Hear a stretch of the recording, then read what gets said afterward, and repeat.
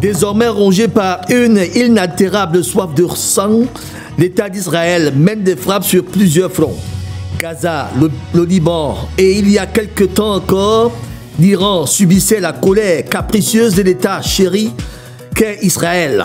Le Moyen-Orient porte le danger d'une probable troisième guerre mondiale qui se dessine sous le regard de la communauté internationale autoproclamée. Au moment où certains dirigeants occidentaux évoquent la thèse d'une guerre préventive, d'autres au contraire parlent d'un État capricieux qui se veut puissant et croit tout se permettre. Surtout que derrière, il y a les États-Unis d'Amérique, le grand Satan. Il s'agit donc, pour ces derniers, des massacres normaux. Alors que les mêmes raisons préventives évoquées par Moscou, Macron et l'OTAN disent non. Dès lors, tuer devient un jeu avec en prime des félicitations de ceux qui nous ont apporté le Christ. Ce petit État du Moyen-Orient, né des cendres des terres palestiniennes en 1948, peut-il se permettre de commettre autant de crimes? Quasi à la fin d'une escalade militaire meurtrière de 12 jours, déclenchée par Israël le 13 juin dernier, l'on évoque déjà et de plus en plus la voie de la négociation diplomatique. Alors que les deux États rivaux, depuis la révolution iranienne de 1979, se défient mutuellement. Attaque et contre-attaque riment au quotidien des populations qui s'empressent de quitter les lieux sinistrés par des tirs de missiles et armes lourdes. À l'origine du conflit en cours, Israël accuse l'Iran de financer des groupes terroristes et de mener des attaques contre ses intérêts, motivés par l'antisémitisme des ayatollahs. Pour Téhéran, Israël est le petit Satan, l'allié des États-Unis au Moyen-Orient, qu'ils appellent d'ailleurs le grand Satan. Dès lors, Israël et l'Iran sont engagés dans une rivalité sanglante dont l'intensité varie selon la situation géopolitique. Leur affrontement est devenu l'une des principales sources d'instabilité au Moyen-Orient. Un nombre considérable de morts qui découle de la rivalité entre ces deux ennemis jurés, souvent à la suite d'actions secrètes dont aucun des deux gouvernements n'admet sa responsabilité, laisse tout de même la communauté internationale sans voix. Devrait-on laisser ces deux se battre et s'entretuer? Que peuvent les allier dans un conflit qui se mondialise?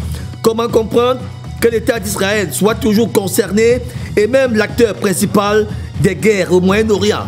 Quelle est donc l'ossature de ces petits pays du Moyen-Orient?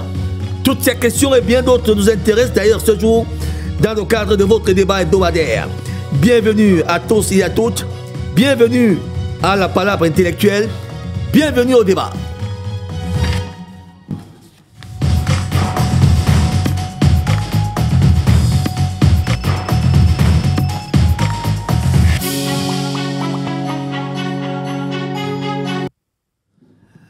Madame, bonjour. Monsieur, bonjour. Vous faites bien de nous rejoindre sur Dash TV. Effectivement, le programme que vous regardez en ce moment s'établit dans sa version débat.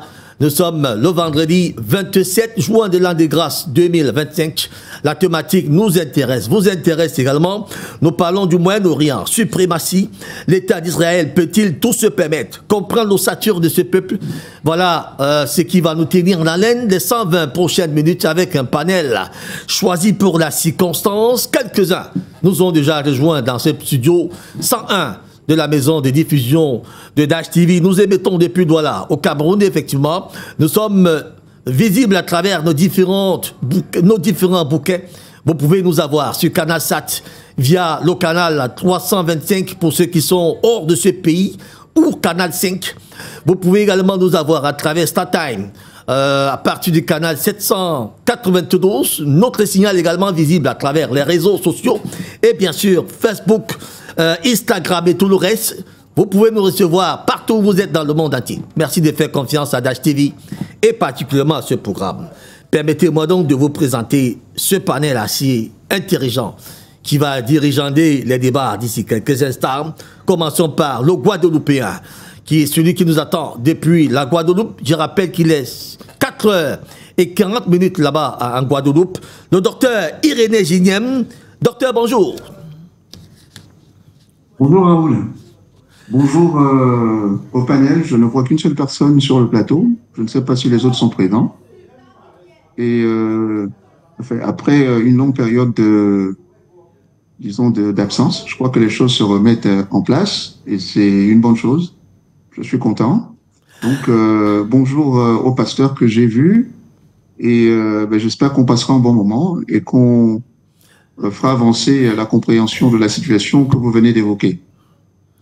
Alors, le docteur Irénée Giniem, il faut le dire, docteur Irénée Giniem est docteur en linguistique anglaise, certifié d'anglais, DUT de finance, comptabilité, universitaire, auteur, entrepreneur, panafricaniste, membre de l'association guadeloupéenne Racine pour le lien du continent et de ses diasporas. Docteur, vous nous rejoignez ce matin, l'actualité camerounaise, parlons-en, c'est la démission des ministres de la République. Est-ce que cela devrait faire véritablement un sujet d'attraction?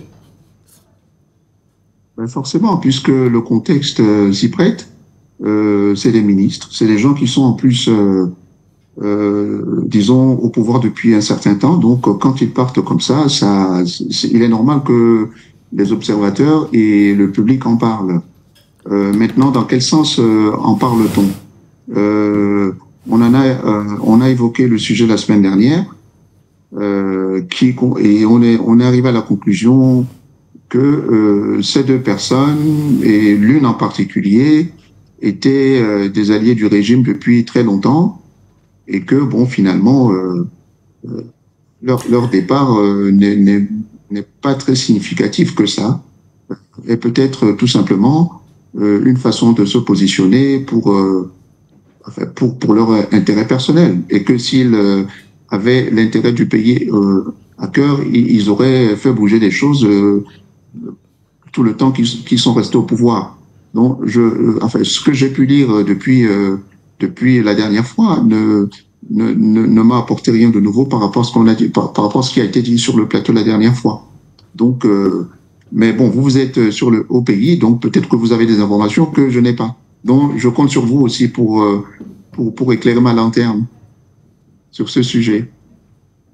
Très bien. Merci beaucoup, docteur Irénée Gilles Niem, je rappelle, docteur en linguistique anglaise, certifié d'anglais, DUT des finances, comptabilité universitaire, auteur, entrepreneur, panafricaniste, membre de l'association guadeloupéenne Racine pour le lien du continent et ses diasporas. 120 minutes d'activité intellectuelle, ça sera également avec vous. Ici, sur le plateau central, quelques-uns nous ont rejoints. On ouvre avec le révérend Patrice Metoté, prospectiviste. Il est d'ailleurs de la société civile. Mon révérend, bonjour. Bonjour, cher Raoul. Bonjour, président Bandakani. Et bonjour particulier à Jules Niem. Il ne m'a toujours pas répondu. Hein. Je lui avais posé une question à l'époque là. Hein. Je lui ai dit que je cherchais un frère perdu qui s'appelle Niem. Alors, il ne m'a jamais répondu. Hein. C'est sérieux. Bonjour, docteur. Nous avons d'ailleurs... nous avons reçu il y a 2 semaines ici une délégation de Guadeloupe là, dans le cadre de reconnexion avec l'Afrique. Et on a été très honorés de recevoir l'ambassadrice mondiale de la Biguine. Je crois que c'est Kaina, si je ne n'écorche pas son nom. On a passé de très bons moments avec elle et on a été trempés dans ses racines. On a goûté à la Biguine originale avec cette grosse délégation venue de Guadeloupe, des écrivaines. Oh, je pense à cette dame-là de 70 ans qui a exposé une 50aine de livres incroyables qui parlent de l'héritage, des reconnexions. Donc, je pense que Jules, qui parle de... qu'est-ce qu'il a dit là? Racine, quelque chose comme ça. Je pense qu'il est au bon endroit. Nous avons déjà parlé de cette association avec les fondateurs même depuis sur ce plateau. Je crois que ça fait déjà 2 ou 3 ans. Nous avons fait 5 à 6 émissions avec nos amis Marie-Josée, Thierry et tout le reste. Oui, exactement. On va d'ailleurs leur dire bonjour ce matin. Oui, mon révérend. Donc, je dis bonjour à Jules et voilà, nous sommes connectés d'une manière ou d'autre. Et puis, si je peux me permettre de rebondir sur l'actualité, la démission du ministre. Si vous voulez anticiper. Voilà. Écoutez, c'est quoi? À la veille de chaque élection, c'est des choses qui arrivent. Ce sont des positionnements. On verra un peu plus tard. Le temps, c'est le maître du jeu. Hein. Je pense que M. Thiraud a calculé le temps. Il estime que c'est le bon moment. Et puis, apparemment, il y aurait un effet boule de neige parce que sa démission, si je me fie à ce qu'on dit, risque d'entraîner d'autres démissions. Donc maintenant, on va scruter pour voir quelles sont les véritables intentions de ce monsieur. Est-ce qu'il est sincère? Je pense qu'on a évoqué son cas ici il y a une ou 2 semaines sur ce plateau. Alors, sans toutefois chercher les véritables raisons, mais est-ce que sa démission devrait faire courir les rues. Bien sûr, bien sûr. Vous savez que M. Tiroma, il fait foule, hein, que vous le vouliez ou non, il fait foule. Et puis alors, l'argument de ce Grand Nord qui serait le vivier électoral, qui serait la clé de voûte du système électoral. On nous parle de 35% de l'électorat. Bon, je ne sais pas au Cameroun les statistiques. Est-ce que vraiment on peut faire confiance à cela? Mais le Grand Nord reste le Grand Nord. 30%, c'est un enjeu. Dans une élection à un tour, on peut très bien imaginer que quelque chose sorte du chapeau du Grand Nord et que le pouvoir retourne là-bas. Imaginez que les candidats du Grand Nord fassent union et présentent un candidat unique. Ça, c'est possible. Donc, c'est quelque chose qu'il faut scruter de près. Et si je me fie à un peu des amours des gens du Grand Nord, ces temps-ci, on va dire non, c'est des groupuscules, mais de plus en plus, on voit des jeunes quand même du Grand Nord. Des jeunes disent oui, on veut le changement, mais pas avec la génération de Issa Chiroma et de Bello Bouba. Donc ça bouge dans tous les cas. Pour l'instant, le parti au pouvoir n'a pas encore vraiment réagi. Ce sont les, entre guillemets, les communicants du parti au pouvoir Est-ce que le parti au pouvoir a intérêt à réagir à une décision écoutez, le parti au pouvoir peut s'adresser à ses électeurs. Le parti au pouvoir travaille à ce qu'une élection se passe en faveur d'un candidat, la démission de n'importe qui délivrée par les intéressés. Quand vous avez un allié du Grand Nord qui pèse beaucoup dans l'échiquier, qui peut donner un mot d'ordre, non, le parti au pouvoir ne dort pas. C'est l'humilité politique. À un moment donné, il ne faut pas sous-estimer. Le parti au pouvoir devrait non, il ne dort pas. Bon. Il travaille parce que ça peut faire un effet boule de neige. De toute façon, les jours qui viennent nous diront. Ça, c'est clair et net. Bon, je salue évidemment tous ceux qui nous écoutent. Je dis bonjour au patron de la maison. Bonjour à la technique et puis j'espère qu'on aura une bonne émission. Très bien. Merci beaucoup. Bon révérend Patrice Betorteil. Il faut rappeler, il est prospectiviste. Il est de la société civile, homme de Dieu d'ailleurs, pasteur de sa carrure. Il nous rejoint également tous les vendredis matins lorsqu'il peut avoir le temps. Merci beaucoup, mon révérend. Nous allons accueillir notre grand frère personnel. J'aime souvent le dire, le président Bandakani est d'ailleurs homme politique, président du nouveau mouvement populaire, panafricaniste dans l'âme, précurseur d'ailleurs des journées africaines du panafricanisme qui ont déjà vu 6 éditions en terre camerounaise. La 7e probablement attendue pour cette année. Le président Bandakani répond et très souvent à nos convocations civiles. Bonjour, monsieur le président. Bonjour, mon cher Pépin. C'est un plaisir de retrouver mon plateau et ce que j'appelle les miens. Tout à fait. Parmi lesquels le très respectable révérend pasteur Métoter. Je suis content de le retrouver. Ça fait un moment, on n'a pas fait un plateau ensemble, 1 ou 2 semaines, pour des raisons indépendantes de ma volonté et de votre volonté aussi. Tout à fait. Je salue le docteur Gilles Irénée. Je suis très content de le revoir. Très, très content. Ça fait un bail, hein. Très, très content de le revoir. Très, très content de le revoir. Vraiment très content. Je salue, à travers lui, je voudrais saluer tous nos amis là-bas, tous nos amis qui sont avec lui là-bas, de l'autre côté de la mer. Hein.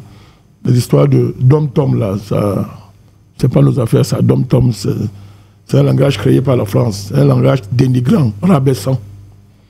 Donc, il faut que lui réfléchisse à un mot plus approprié. Comme ça, nous, on va populariser ça. Dom-Tom, tout ça, ce sont des noms complètement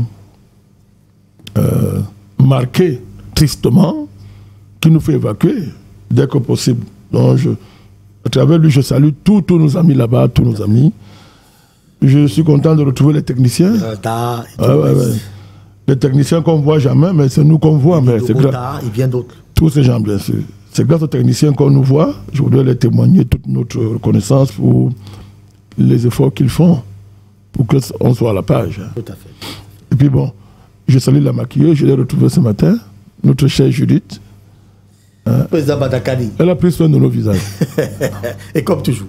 Oui, voilà. Et comme toujours. Voilà. La magnifique Judith. Donc je salue tous les téléspectateurs. Très bien. Voilà, de Dash TV. Nous allons saluer votre retour l'année dernière, en fait, la semaine dernière. Un malaise vous a empêché d'être avec nous, mais vous êtes là ce matin. Je crois que pour le bonheur de nos téléspectateurs. Oui, tout à fait. Qui n'ont pas arrêté de nous demander où se trouvait le président Bandakani. Je suis là. Vous l'avez vu, non? Je suis là. Très bien. Alors, président Bandakani, moi, si je il n'y a pas que m'intéresse. cette actualité du jour. Non, moi, ça m'intéresse. C'est ça qui. Comment à l'homme politique vous voulez lui lui enlever. Mais vous êtes un homme politique. Oui, mais Jules Niam n'est pas politicien. Oui, il n'est pas politicien. Le pasteur n'est pas politicien. Non, il n'est pas politicien. Bon, celui qui est le politicien sur la table, vous voulez m'empêcher de parler de ce sujet? Non, non. On ne peut pas vous empêcher ce sujet. Je ne suis voilà, pas tant mieux. parti de là, président Badakani. Je ne peux pas partir de là, président Badakani. Sauf que avant de vous interroger sur ces sujets, je vous en prie. Comprendre la fougue. C'est vous. Subissez à travers les réseaux sociaux. On ne peut plus ouvrir une page maintenant sans dire le nom du président Badakani. Vous avez fait quoi aux militants du MRSI? Ben, quand vous montez le chemin, quand vous montez la voie, c'est normal que les gens vous suivent, non? Je ne comprends pas ce qui se passe. Non, il n'y a rien. J'ai voulu vous poser cette question. Non, non, mais ça n'a pas commencé. Vous avez fait aux militants du MRSI? Non, on connaît la nature de ce parti et de cette mouvance. Dès que vous ne vous alignez pas sur leurs chansons, sur leurs pistes de danse, il faut vous abattre. Bon, et puis, le problème, c'est que on n'est pas manipulable. On a une grande expérience de la scène politique camerounaise. Bref, c'est nous qui montrons le chemin. On ne parle pas. Le passé, c'est qu'on jette la pièce sur un arbre qui produit des fruits. Et puis, c'est un arbre exceptionnel. Apparemment, nous produisons beaucoup de fruits. Voilà, donc, ils sont à notre remarque. Donc, moi, je suis très... Au contraire, jamais je n'ai eu autant de publicité sans rien payer. Sans rien payer. Jamais des gens ont consacré l'essentiel de leur force à nous attaquer sans aucun argument. En dehors des insultes, en dehors de leur sauvagerie, ce sont des petits sauvageons, ils sont très sauvages. En dehors de leur violence, il n'y a pas d'argument. Le MRC doit former ses militants et ses cadres à avoir des arguments. On ne peut pas avoir pour ça l'argument politique, les insultes, la violence. C'est de la sauvagerie. Très bien. Donc, vous voyez très bien que, une fois de plus, je suis désolé. Ce n'est pas de notre faute si on est en avance sur eux. Et pour rattraper cette avance, il faut travailler. Ce n'est pas nous insultant en gueulant. Très bien. Ce n'est pas en faisant ce qu'ils font dans les réseaux sociaux. Ça ne m'atteint pas, ça ne nous atteint pas. Très bien, président Badakani. Ça a été le cas en 2018, vous le savez d'ailleurs vous-même. Tout à fait.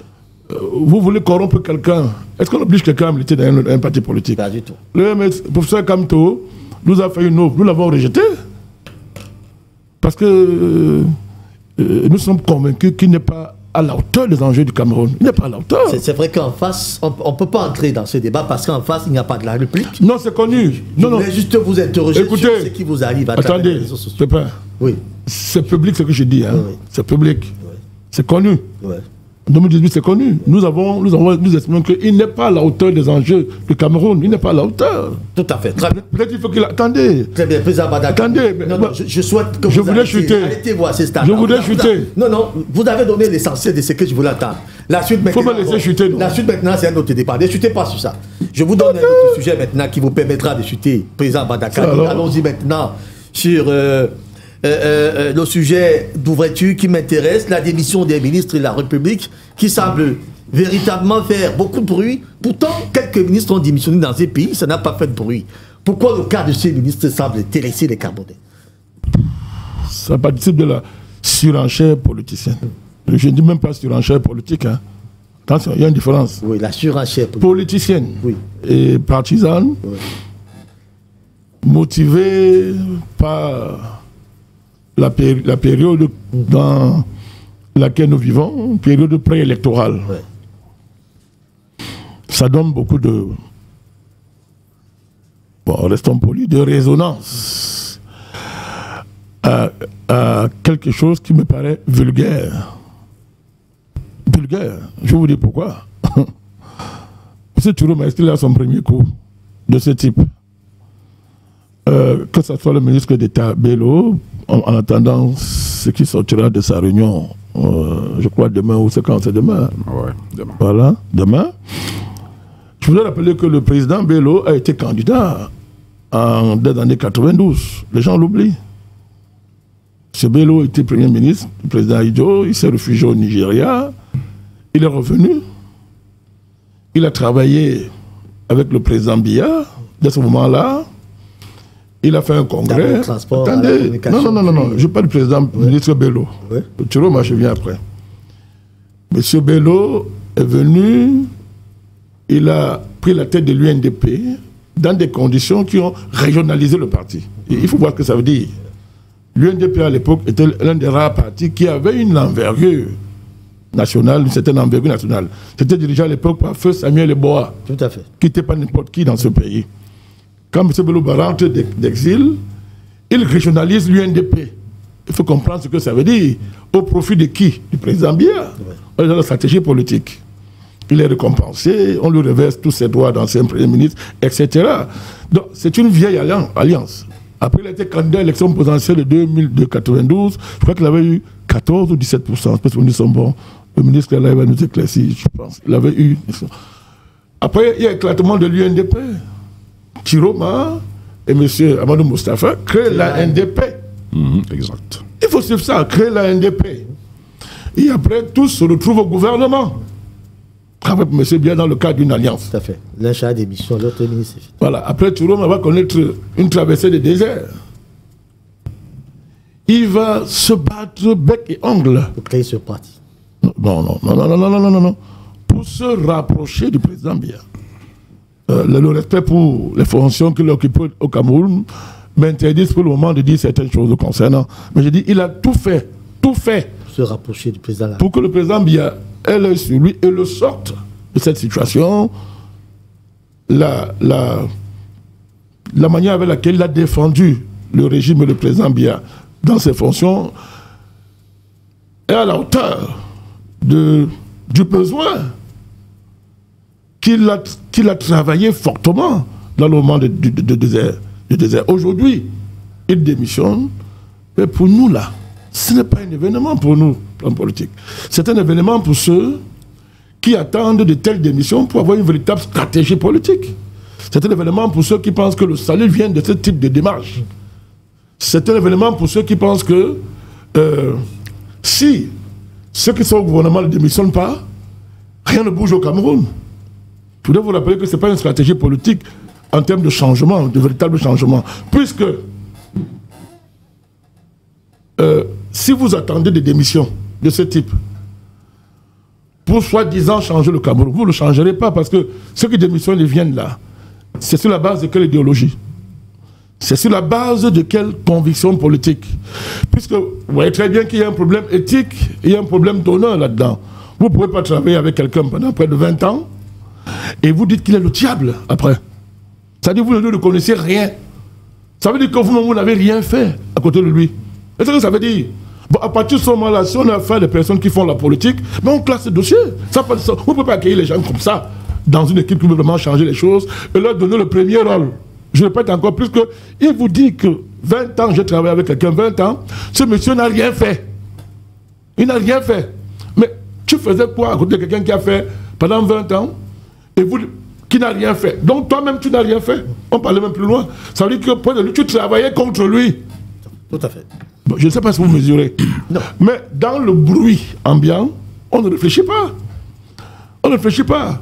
Je voudrais, à la suite du pasteur lui dire ceci. Je comprends, il n'est pas un politicien. Je comprends ça. Très bien. Il n'y a pas de Grand Nord. Pour chuter, président Pataki. Chiroma et consort, c'est le Nord. Le Grand Nord, c'est le fief qu'on a fabriqué à Idjo. C'est la France qui a fait ça à Idjo, dans le cadre de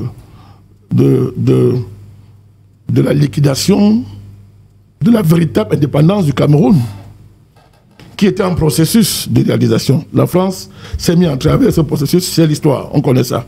C'est la France qui fabrique à Idjo le fief, le Grand Nord. Le Grand Nord, ça veut dire qu'en dehors des Peuls, rien n'existe là-bas. Rien n'existe. Les Kiridis, les Animites, etc. n'existent pas. Alors, c'est un conflit fondamental dans le Grand Nord. Dans le Nord, ce que vous appelez Grand Nord, fondamental. C'est ça qui a justifié le rayonnement politique d'un Dakolé, pour ne pas citer les autres. Très bien. Alors, le président Biya est arrivé, il a créé la province de l'extrême Nord. Vous voyez ce que ça signifie. Donc, Chiroma et Bello, c'est le Nord. Donc, quand on dit Grand Nord, dans les conditions actuelles, on va très vite. On va très vite. C'est d'ailleurs pour ça que nous qui observons profondément le jeu politique, nous comprenons l'agitation d'une certaine hiérarchie catholique. Parce qu'il faut absolument joindre les 5 noms à ce nom pour le constituer le Grand Nord.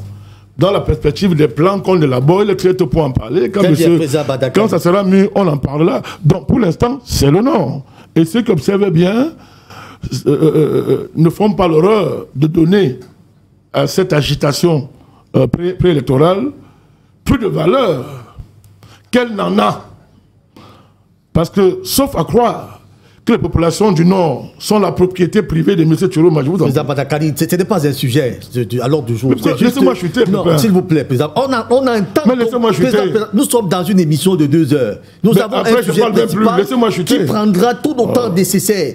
Ne vous mettez pas en colère. Je donne la parole, je retire quand je veux, président Badakani. J'ai comme impression que nous avons un temps à gérer. Et il faut le gérer bien. Non, je vous donne mon temps pour l'autre émission, pour la suite.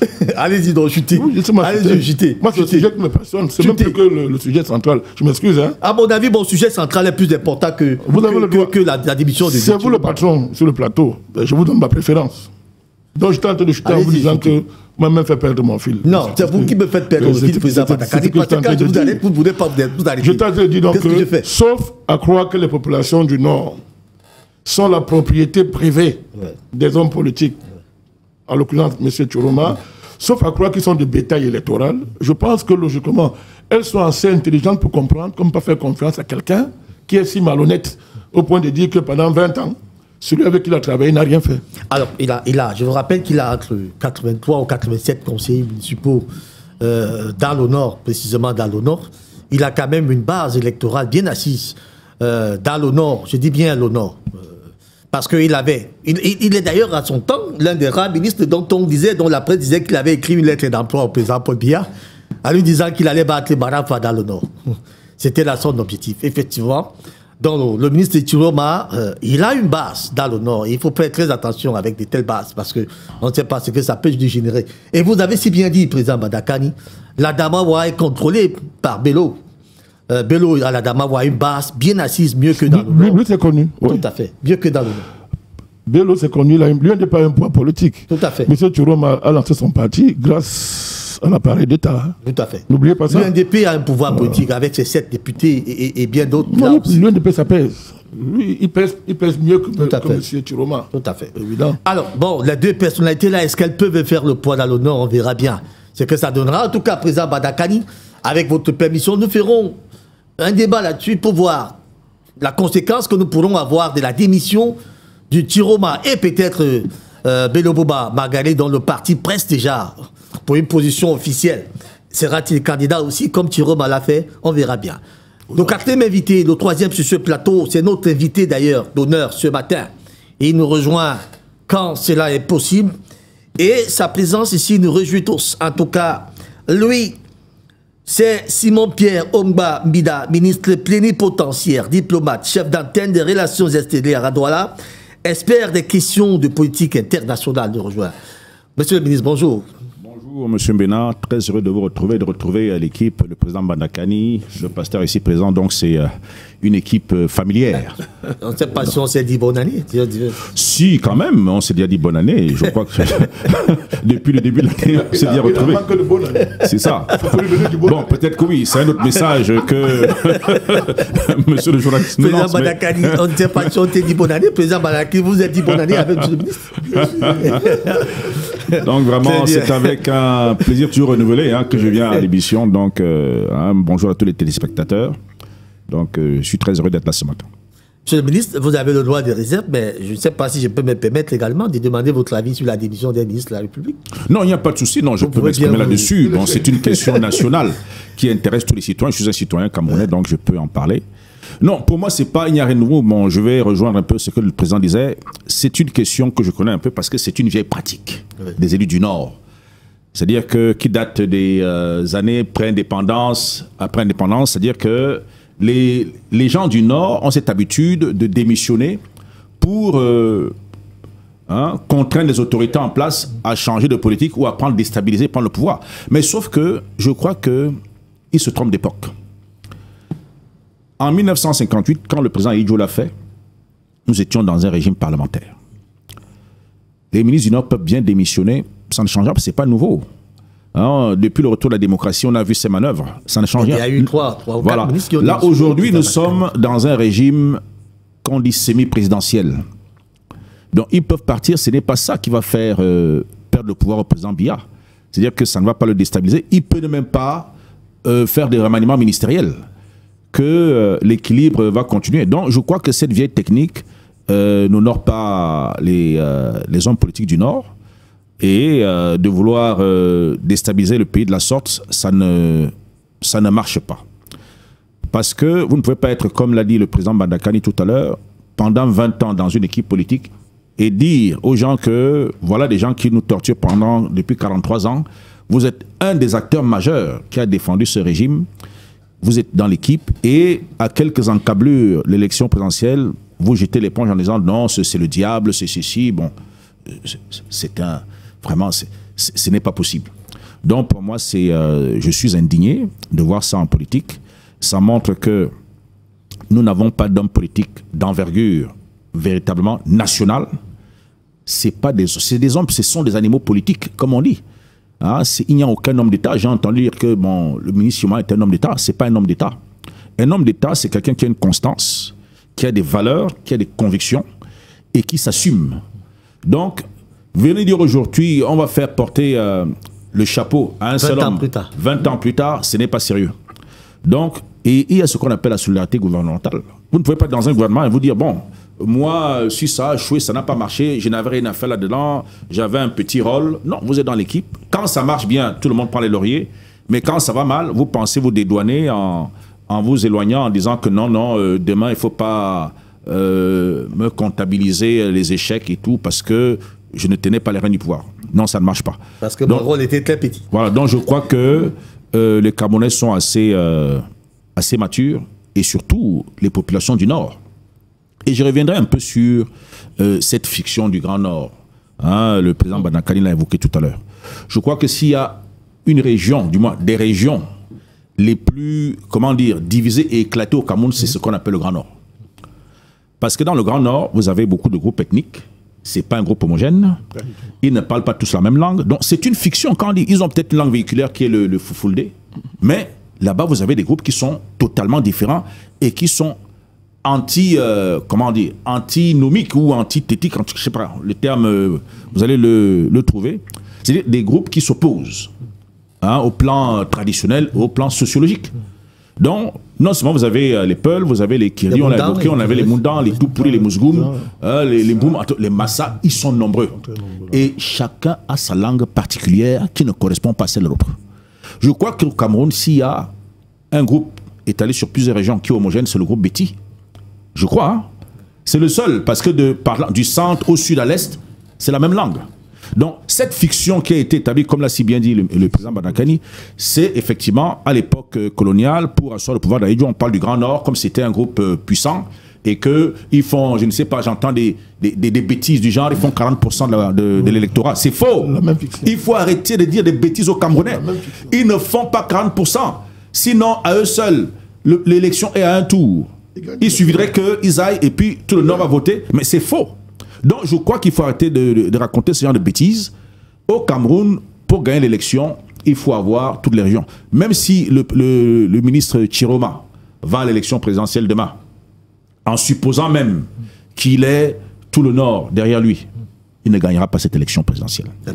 Parce qu'il ne pèse pas, il n'a pas ce poids politique qui permet. Donc il faut arrêter avec ces fictions qu'on entretient dans les médias, dans les réseaux sociaux pour tromper les Camerounais. C'est des choses que quelques-uns comme nous le savons très bien. Le Nord, politiquement, il vaut ce qu'il vaut, mais ce n'est pas là-bas que l'élection du président de la République au Cameroun est déterminée. Je le dis avec autorité que ça ne pèse pas lourd.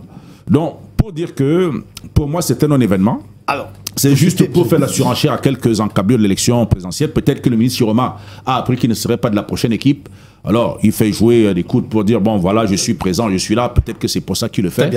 Donc, on n'en sait rien, mais on aura le fin de mot de l'histoire. Peut-être que le président Bandakani avait raison de juger son sujet mieux que le mien, parce que j'ai comme impression que tout le monde a l'inspiration sur ces sujets. Non, c'est un sujet d'intérêt national.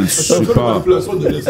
Donc il faut arrêter avec les manipulations. Donc, alors, on ne va pas accorder aussi une grande importance à une démission que certains trouvent d'ailleurs de farfelu. D'autres pensent d'ailleurs que c'est des calculs politiques.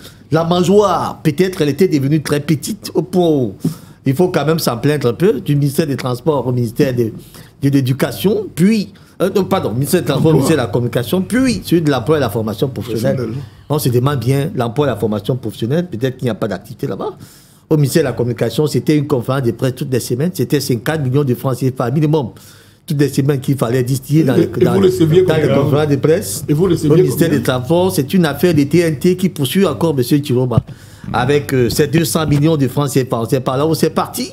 Bon, laissez M. le ministre tranquille, c'est un homme politique. Il saura certainement séduire son électorat pour se trouver également une place à cette élection présidentielle. En tout cas, il est candidat déclaré. Nous y reviendrons probablement. Julien, c'est avec vous que nous ouvrons le sujet qui nous intéresse. Moyen-Orient, suprématie. L'État d'Israël peut-il tout se permettre? Comprendre l'ossature de ce peuple?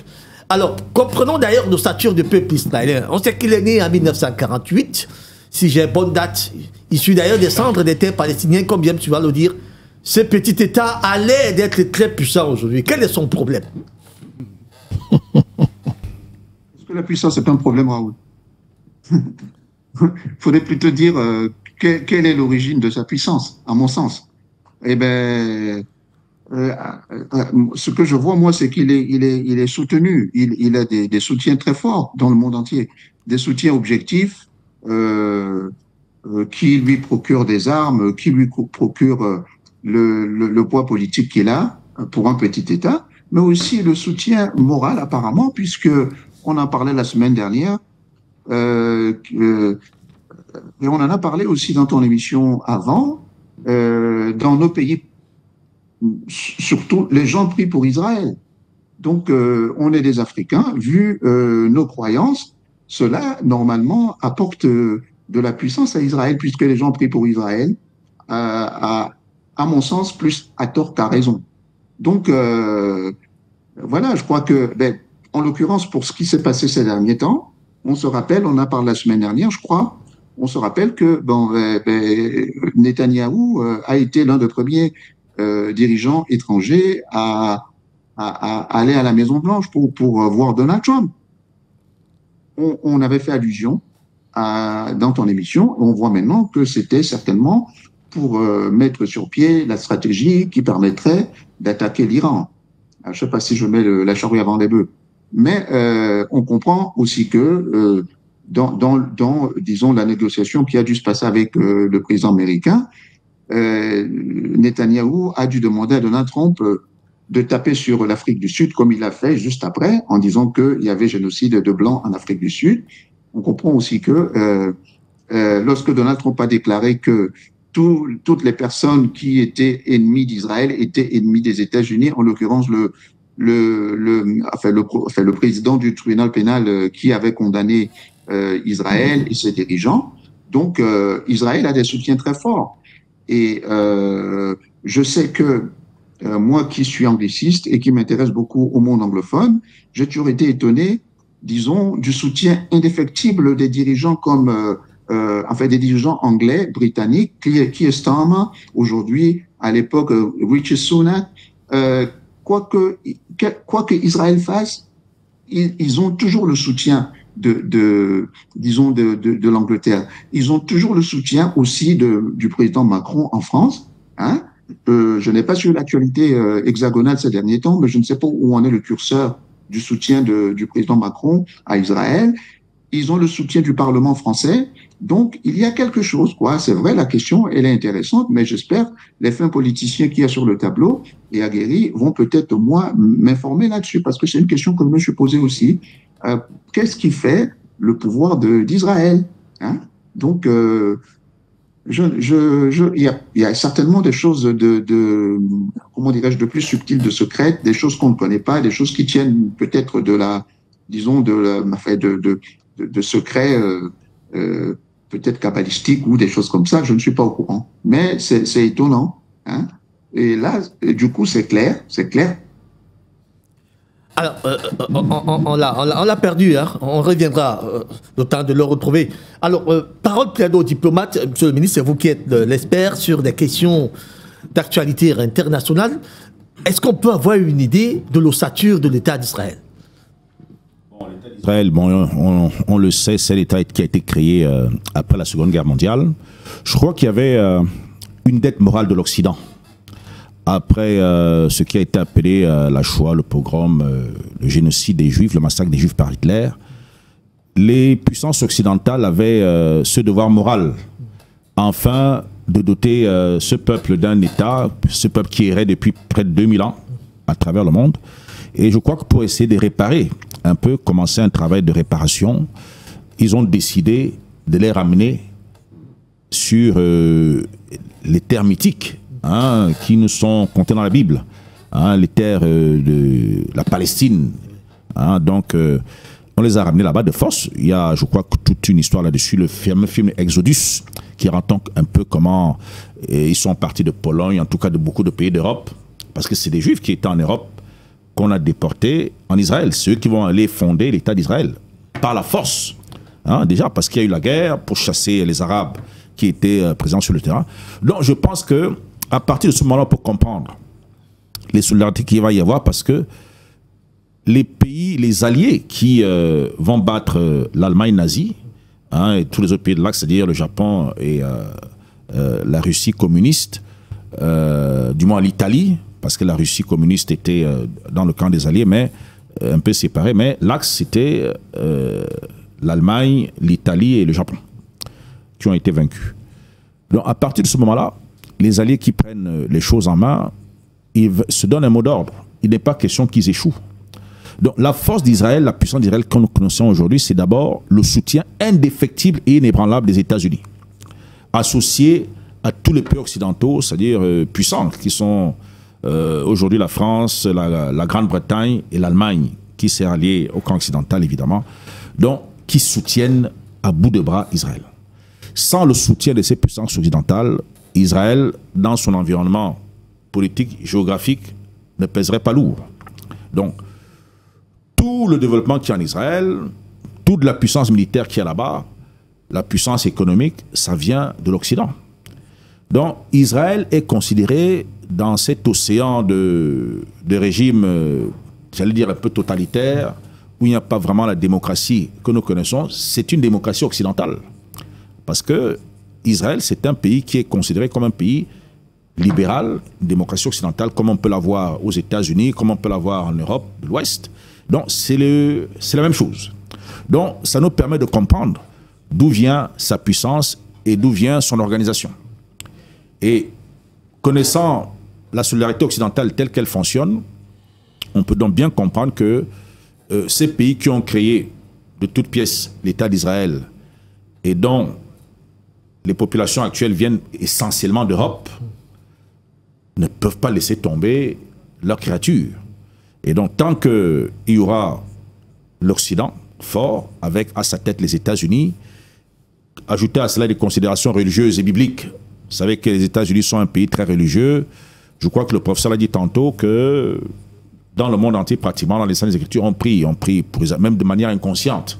Donc, ils reçoivent comme ça une puissance qui vient de quelque part, même si on peut se dire aujourd'hui, avec la raison, que, bon, peut-être que tout ça, c'est des histoires inventées.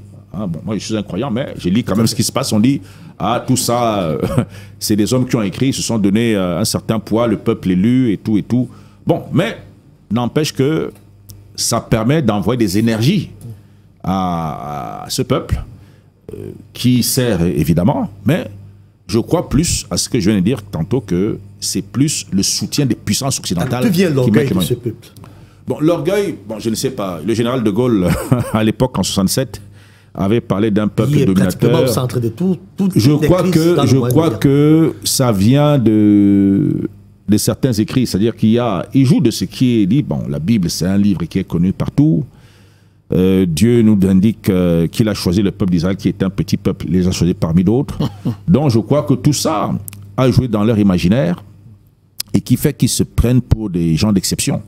Nous avons un autre peuple comme ça, comme les Juifs en Afrique, les Éthiopiens. Les Éthiopiens sont des gens qui se prennent pour des personnes qui sont au-dessus de la mêlée. Ouais. Parce que c'est des gens, effectivement, qui ont également été choisis par Dieu. Donc, je crois qu'ils entretiennent ce mythe ils jouent de ça, et comme ils savent que nous avons tous un petit fond religieux, il y avait la spiritualité, donc ils jouent sur ça et se donnent en disant Jésus que nous louons tous les jours. Jésus est d'abord un juif, même s'il ne croit pas en Jésus-Christ, c'est un juif. Donc, même si eux ne croient pas, ah, vous voyez, tout ce qui a une valeur dans ce monde, tout ce qui est considéré vient d'Israël. Et donc, voilà comment ils ont entretenu ça. Le statut de ce peuple. Donc, je crois qu'ils ont des atouts comme ça qui remontent à loin. C'est un vieux peuple, une vieille histoire très longue et qui est contée, que nous racontons tous les jours, que nous lisons tous les jours dans la Bible. Et on se réfère à ça tous les jours. Donc, je crois que ça peut jouer quelque part dans leur esprit et leur donner cette dimension de suprématie, d'être au-dessus de tout le monde, de dicter même leurs lois à une grande puissance comme les États-Unis, parce qu'on a comme l'impression que le Premier ministre Netanyahu manipule Donald Trump, que Trump fait ce qu'il veut. Bon, même si, quelque part, la puissance véritable revient, mais on se dit que les États-Unis sont un peu à la solde d'Israël. Ils sont d'ailleurs appelés grand Satan, Israël petit Satan. Petit Satan, voilà. D'après les expressions des Iraniens. Quand on voit ça, on comprend donc pourquoi cela existe. Maintenant, bon, c'est un pays aussi qui est réaliste. Israël sait se trouver des amis. Il a des amis en Afrique, il a des amis à travers le monde. Bon, donc même s'il y a des contestations, mais c'est un pays qui essaie de fonctionner comme tous les autres pays, qui défend ses intérêts. Donc c'est ça aussi qu'il faut comprendre. Alors, président Bandakani, vous qui êtes géostratège, est-ce que Israël est menacé de par sa situation au Moyen-Orient? Est-ce que ce pays se sent menacé au point d'être toujours à la défensive? Il est très menacé. Sérieusement menacé. Mais je vais vous surprendre. Par lui-même. Par lui-même. Israël, par lui-même. Israël est sa propre menace. Parce que la conception qu'il a de lui-même, de son origine, de sa fin, l'idée qu'Israël se fait de ses relations avec les autres nations, fait que Israël est sa propre menace. Qui menace Israël au Moyen-Orient? Personne ne menace Israël.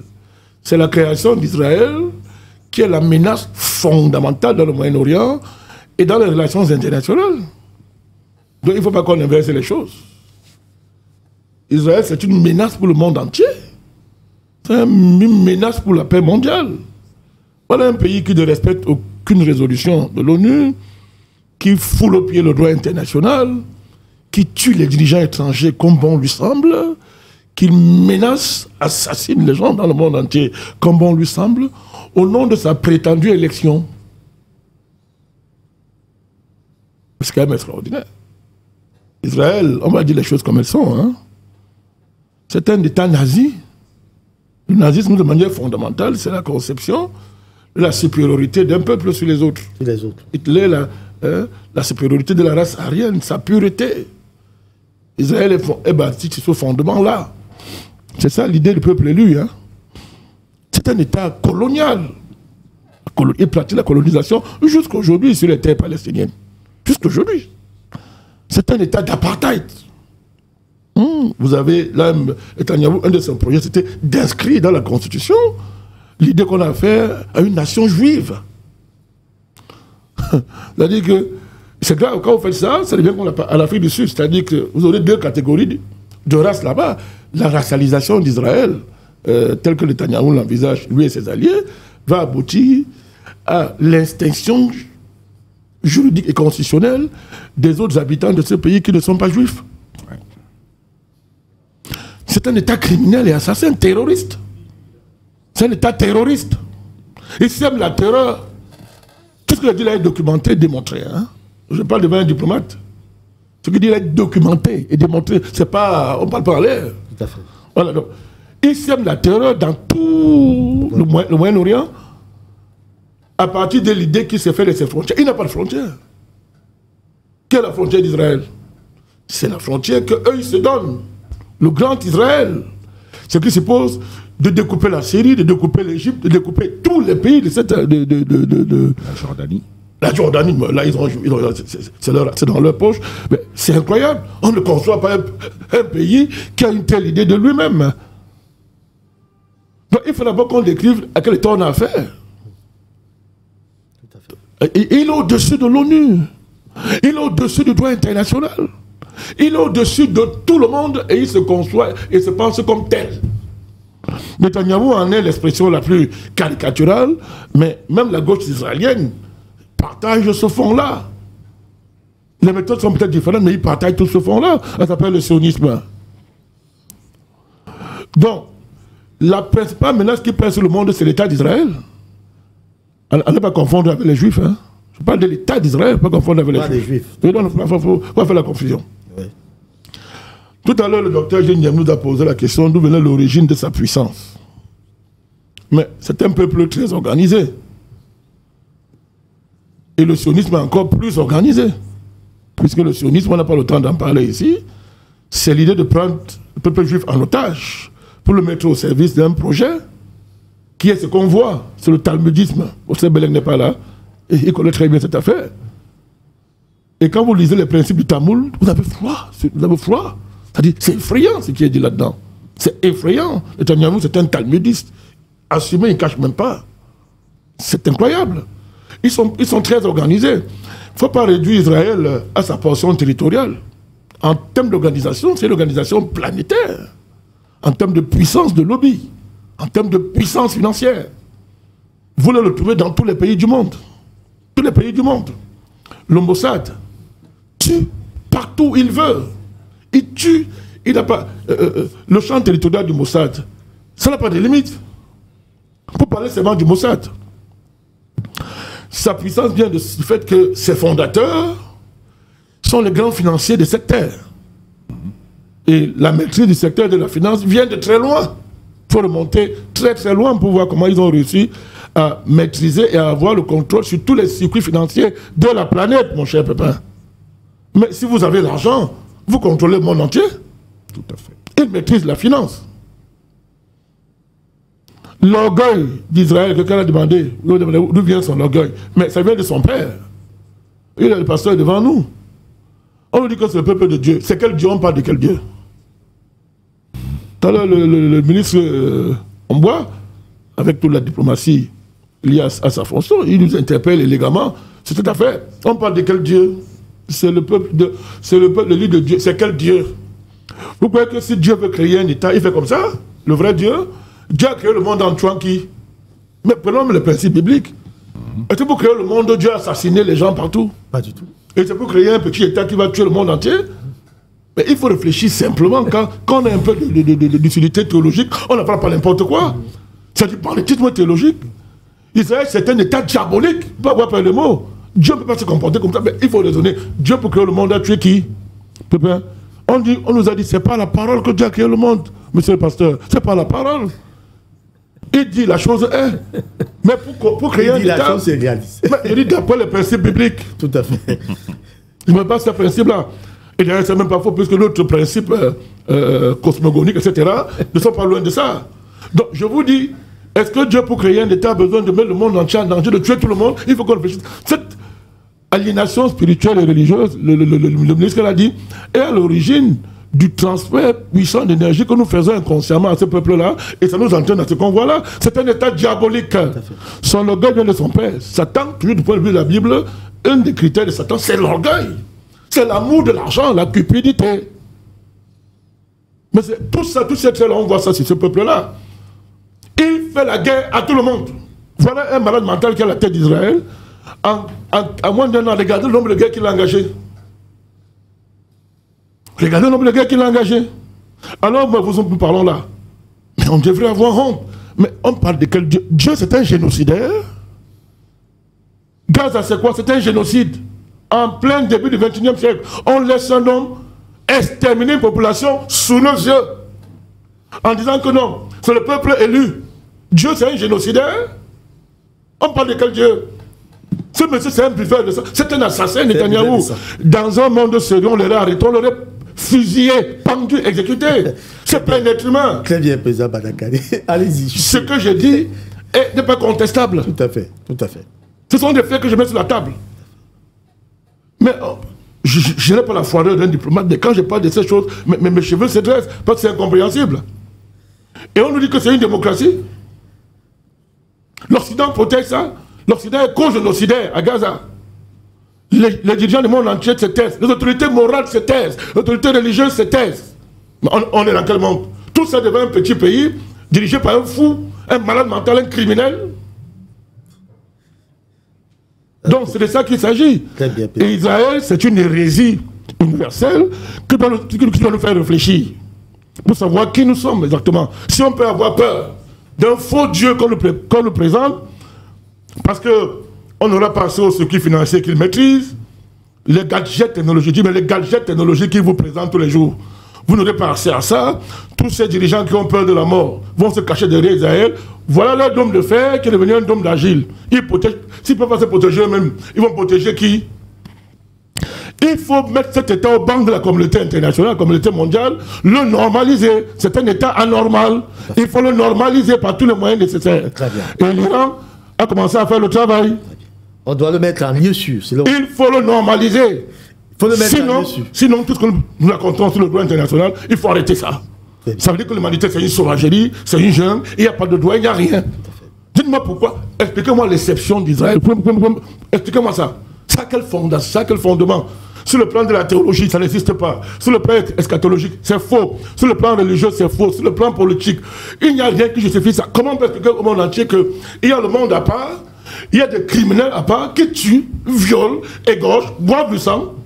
Et nous, on doit applaudir, on doit regarder. Il faut normaliser Israël, sinon le monde n'a pas de sens. Très bien, président Bandakani, voilà. Merci beaucoup. Bon, voilà.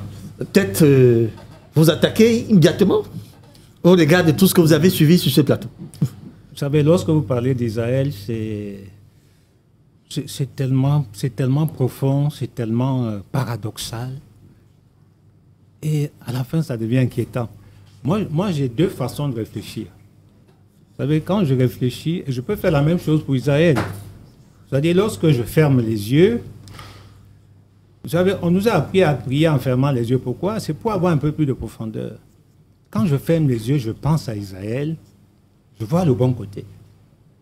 Mais quand j'ouvre les yeux, je vois le côté sombre d'Israël, le côté obscur. Vous vous rendez compte? Parce que ceux qui ont des yeux pour voir aujourd'hui ne peuvent pas nier. Et là, nous voyons le côté sombre et obscur d'Israël. Complètement opposé à ce qu'on attend d'un État aussi brillant. Et là, il faut distinguer Israël et le peuple d'Israël. C'est deux choses différentes. C'est l'erreur qu'on commet aussi lorsque Netanyahou s'identifie à Israël. Chaque fois qu'on dit Israël, Israël, non. Il faut identifier, les responsabilités sont individuelles. Ce que M. Netanyahou fait n'engage pas le peuple d'Israël. Il faut faire la différence. C'est un groupuscule politique qui a un projet politique. Et d'ailleurs... C'est-à-dire que les réactions de Netanyahou n'engagent pas le peuple israélien. Non, pas du tout. C'est un groupuscule politique. Est-ce que le peuple s'en plaint? Politique. Écoutez, le peuple juif est comme tous les peuples du monde. Il est pris en otage par les hommes politiques. C'est la même chose au Cameroun. C'est la même chose. C'est-à-dire que vous avez élu des gens, mais quand il faut décider, ils ne vont jamais faire ce qu'ils ont promis. C'est pour ça que je crois pas au programme politique. C'est la démagogie. Ce qu'on propose aux gens, une fois qu'on a affaires, parfois, il y a des réalités qui nous obligent à faire ce qu'on a promis. Ouais, c'est une réalité politique. Mais les peuples ne doivent pas être pris en otage. Parce qu'Israël est aussi divisé, hein, muselé. Vous avez des Juifs qui sont totalement opposés à ce que Netanyahou fait. Vous pensez à Isaac Rabin, c'est un Juif qui a voulu la paix, qui a été assassiné par des extrémistes. Donc, c'est un peuple qui a quelque chose d'extrêmement positif. Et moi, je dis sur ce plan-là, c'est un peuple qui devait nous inspirer. Là, je parle du côté positif, avant de parler du côté obscur. C'est un peuple spécial. Tout à l'heure, vous demandez d'où vient sa puissance. Je crois que tous les peuples devaient se demander, mais attendez, d'où vient la puissance d'Israël? Est-ce qu'on peut copier? Aujourd'hui, on parle du panafricanisme, d'une manière ou d'une autre. Certains invoquent l'égyptologie. Et j'ai envie de dire, mais que nous reste-t-il de l'égyptologie? Avons-nous une traçabilité? Pouvons-nous nous identifier à des personnages de manière datée? Le peuple juif a une traçabilité. Et la preuve, c'est qu'ils ont un livre qui influence des milliards d'individus. La première influence du peuple juif, c'est ça, une influence spirituelle. On ne peut pas le nier. J'ai envie de dire que si les juifs n'existaient pas, je ne serais pas pasteur. Vous comprenez ça? C'est quelque chose de mystérieux. Ça ne s'excuse pas, c'est un fait. Alors, un peuple qui a été élu et qui est convaincu de son élection. Incroyable. Mais c'est un moteur de puissance. Le peuple juif ne fonctionne que par ce moteur de puissance. D'ailleurs, il y a un philosophe, je crois, Nietzsche. C'est ça qu'on dit le Dieu d'Israël, par exemple. Écoutez, oui, le Dieu d'Israël, on peut aussi dire le Dieu de notre Seigneur Jésus-Christ. Bon, là, c'est un débat théologique. On ne dit pas le Dieu du Cameroun, mais le Dieu d'Israël. Ça signifie quand même quelque chose. C'est le débat. Que vous le vouliez ou pas, c'est un fait. C'est ça que je voulais qu'on parle de là. Que vous le vouliez ou pas, c'est un fait. Le Dieu d'Israël affecte des milliards de personnes. C'est un fait établi. Ouais. Maintenant, c'est un peuple qui a une puissance inspirée de sa culture, inspirée de ses livres, de sa philosophie. L'époque moderne est influencée par des philosophes juifs. Ces gens ont écrit dans tous les domaines. Il y a d'ailleurs quelqu'un comme Nietzsche, qui est un juif, dont la doctrine centrale est fondée sur le désir de puissance. Vous avez un juif, Nietzsche, un livre exceptionnel, le désir de puissance. Donc toute sa philosophie est basée sur le désir de puissance. Alors imaginez un peuple qui est inspiré par un désir de puissance. Mais vous ne pouvez pas contester ça. Pourquoi vous ne pouvez pas imiter cela? Il n'est pas contenable. Nos philosophes parlent de quoi? On ne peut pas le contenir. Nos universitaires parlent de quoi? La puissance d'un peuple, c'est d'abord sa philosophie. Vous comprenez? Donc, l'identité juive est telle que vraiment, écoutez, ces gens-là, mais c'est quelque chose d'exceptionnel. Ils disent qu'ils sont élus. Je crois qu'il y a quelque chose de divin. Maintenant, c'est un peuple qui a une mentalité d'alliance. Ces gens se fichent du monde. Ils sont convaincus que quoi que vous fassiez, quoi que vous disiez à leur rencontre, Dieu les aime toujours. Je vous dis leur état d'esprit. Je ne dis pas si je suis d'accord ou pas. Vous comprenez? Mais une chose est sûre, à la fin, il y a un jugement. Ça, c'est clair et net. Il y a un jugement. Maintenant, on parlait dans cette profondeur. Et nous notons que le peuple juif, c'est un peuple de diaspora. Donc, la diaspora comme puissance d'une nation, c'est très important. Si vous voyez l'attitude de la diaspora juive, elle est totalement différente de la diaspora camerounaise africaine. Notre diaspora est partie, elle est partie pour de bon. Il n'y a aucune politique chez nous qui fait que nos diasporas soient comme un moteur de croissance. Il n'y en a pas. Mais les Juifs, ils sont une diaspora infiltrée à tous les niveaux de société dans le monde. Vous avez près de 7,5 millions de Juifs aux États-Unis, pratiquement la même quantité de Juifs en Israël. Donc vous avez moitié-moitié Israël, États-Unis. Vous avez, je crois, 400 combien de mille, près 500 000 Juifs en France, au Canada, en Angleterre, même en Afrique du Sud. Et partout où ces gens sont, ils sont au sommet. Les Juifs font ce qu'on appelle les Sanaïm. C'est quoi les Sanaïm? Les Sanaïm sont presque des agents du Mossad. Dans toutes les structures organisationnelles de cette planète, ils sont là-bas. C'est-à-dire qu'aux Nations Unies, vous avez les Sanaïm. Alors, pourquoi vous êtes étonné quand ça bloque aux Nations Unies? Mais ce sont les Sanaïm juifs qui sont là-bas. Ça y anime. Ça anime. C'est eux qui sont là-bas. C'est des gens, comme disait le président tout à l'heure, c'est un peuple organisé. Vu leur histoire, ces gens se sont assis, ils ont conçu un plan, c'était ça le sionisme. Que notre seul moyen de survie, c'est de nous organiser pour être dans tous les pays, dispersons-nous, et nous allons cotiser pour que chacun soit au sommet. C'est comme ça qu'on va diriger le monde. Vous parlez des finances, ils tiennent les finances. Qu'est-ce qui soumet les pétromonarchies aujourd'hui? Mais c'est le dollar des Juifs. Le dollar appartient d'abord aux Juifs, messieurs. Vous savez combien de Juifs s'est animé à la Maison Blanche? Vous savez combien à BlackRock qui est propriétaire? Vous savez combien à la Banque mondiale? Vous savez combien de députés juifs? On a choisi 60 députés israéliens en France. Mais qu'est-ce que vous allez faire? En Angleterre, c'est la même chose. Qu'est-ce que vous allez faire avec un tel peuple? Qu'est-ce que vous allez faire? Vous essayez d'expliquer que... Et c'est ça donc, la présence mystérieuse et pratiquement omnisciente des Juifs. Ils sont partout. Mais ce sont les Juifs. Quand on parle du Bir au Cameroun, ce sont des Juifs. Vous pensez comment vous faites pour débarrasser des Alors, vous dissociez les Juifs du peuple d'Israël, le peuple politique d'Israël, vous le dissociez... Le judaïsme, c'est le moteur, c'est la religion. Il l'a fait tout à l'heure. Il a dissocié le peuple des Juifs. Oui, non, attendez, le peuple juif. Il a dissocié le politique des Juifs. Oui, je suis d'accord avec lui. Je suis tout à fait d'accord avec lui, je l'ai dit. Parce que les politiques, c'est un groupe d'individus. Le peuple n'a rien à faire. Le peuple n'est que du bétail, malheureusement, qu'on utilise pour avoir ce pouvoir, pour détruire le même peuple. Mais les Juifs manifestent. Mais ils sont complètement, ils sont éteints. La presse aujourd'hui israélienne, on a supprimé tous les fils. Il n'y a pas un journal en Israël aujourd'hui où il y a comme un fil d'actualité, ce que tous les journaux. C'est supprimé parce que l'armée a demandé stop. C'est une dictature. Donc vous comprenez que vous avez des juifs, vous avez même des rabbins juifs qui sont en exil, qui prennent position ouvertement contre Netanyahou. Vous avez des rabbins juifs qui expliquent en fait cet état juif que nous voyons là n'est pas biblique. Donc, ce sont des choses, si vous voulez, ça c'est le côté, il y a le côté obscur que nous voyons aujourd'hui, ce peuple qui se croit tout permis. Expliquez-moi comment Donald Trump peut paraître être le valet d'Israël. Parce qu'il est cerné au niveau du Sénat des gens d'obédience juive. C'est ça la réalité. Ça, c'est ce qu'on n'ose pas dire. Et j'ouvre une parenthèse pour parler de la double nationalité. Je vous appelle. C'est pour ça que, vous savez, chaque fois qu'on évoque ce problème ici, il y a un levé de bouclier. Vous savez, la double nationalité, c'est quelque chose de dangereux. Quand quelqu'un est franco-israélien, il sert qui en premier? Il sert d'abord Israël. Très bien. Alors, vous comprenez? Je m'arrête là pour l'instant. Vous avez chuté déjà? Oui, vous m'avez dit de chuter, donc moi, je suis obéissant et je chute. Je vais rebondir plus tard. Vous le faites comme moi, chuter. Gardez la parole de chuter. Allez-y. Non, j'ai chuté. Oui, allez-y. C'est bon, vous avez chuté? Oui, je vais. D'accord. Ce n'est pas une affaire d'être pressé. On a le temps me court déjà à la gauche. Nous, on a moins d'une heure de temps pour sortir d'ici. Ça commence déjà. Vous allez comprendre. Vous allez essayer de me comprendre. Alors, vous êtes notre technicien du jour en la matière, monsieur le ministre. Pourquoi un tel intérêt des États-Unis à l'État d'Israël?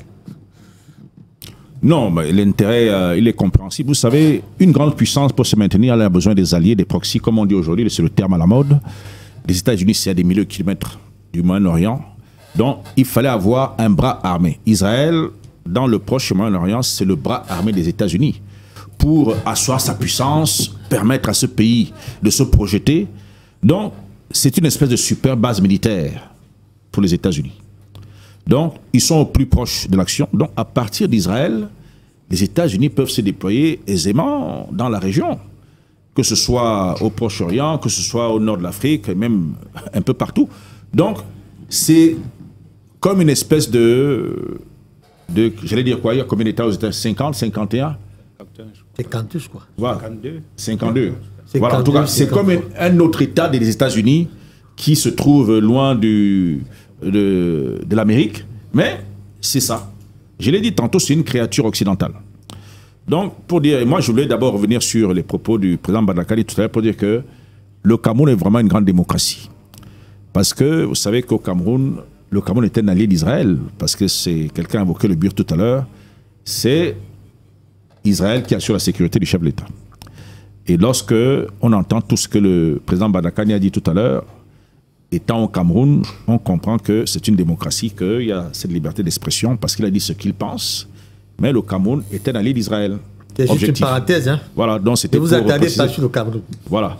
Donc c'était pour préciser que nous sommes à la télévision camerounaise, et moi je suis diplomate, donc il faut que je précise, qu'on ne dise pas que j'ai laissé dire des choses donc, qui s'exprimaient librement.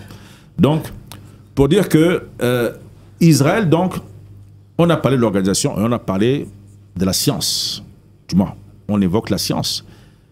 Vous savez, le père de la bombe atomique, c'était un juif. Einstein, qui venait de l'Allemagne, était un juif. Vrai. Donc, les juifs, ils ont vraiment beaucoup d'atouts, ils sont très organisés, ils sont partout dans le monde. Et leur intelligence a été un grand atout pour eux, pour leur permettre d'infiltrer ou d'asseoir tous les domaines de la vie. Donc, voilà un autre intérêt pour les Américains qui fait que dans le domaine de la science et de la technologie, on a encore besoin d'eux. On a évoqué la finance tout à l'heure, mais je parle aussi du domaine scientifique.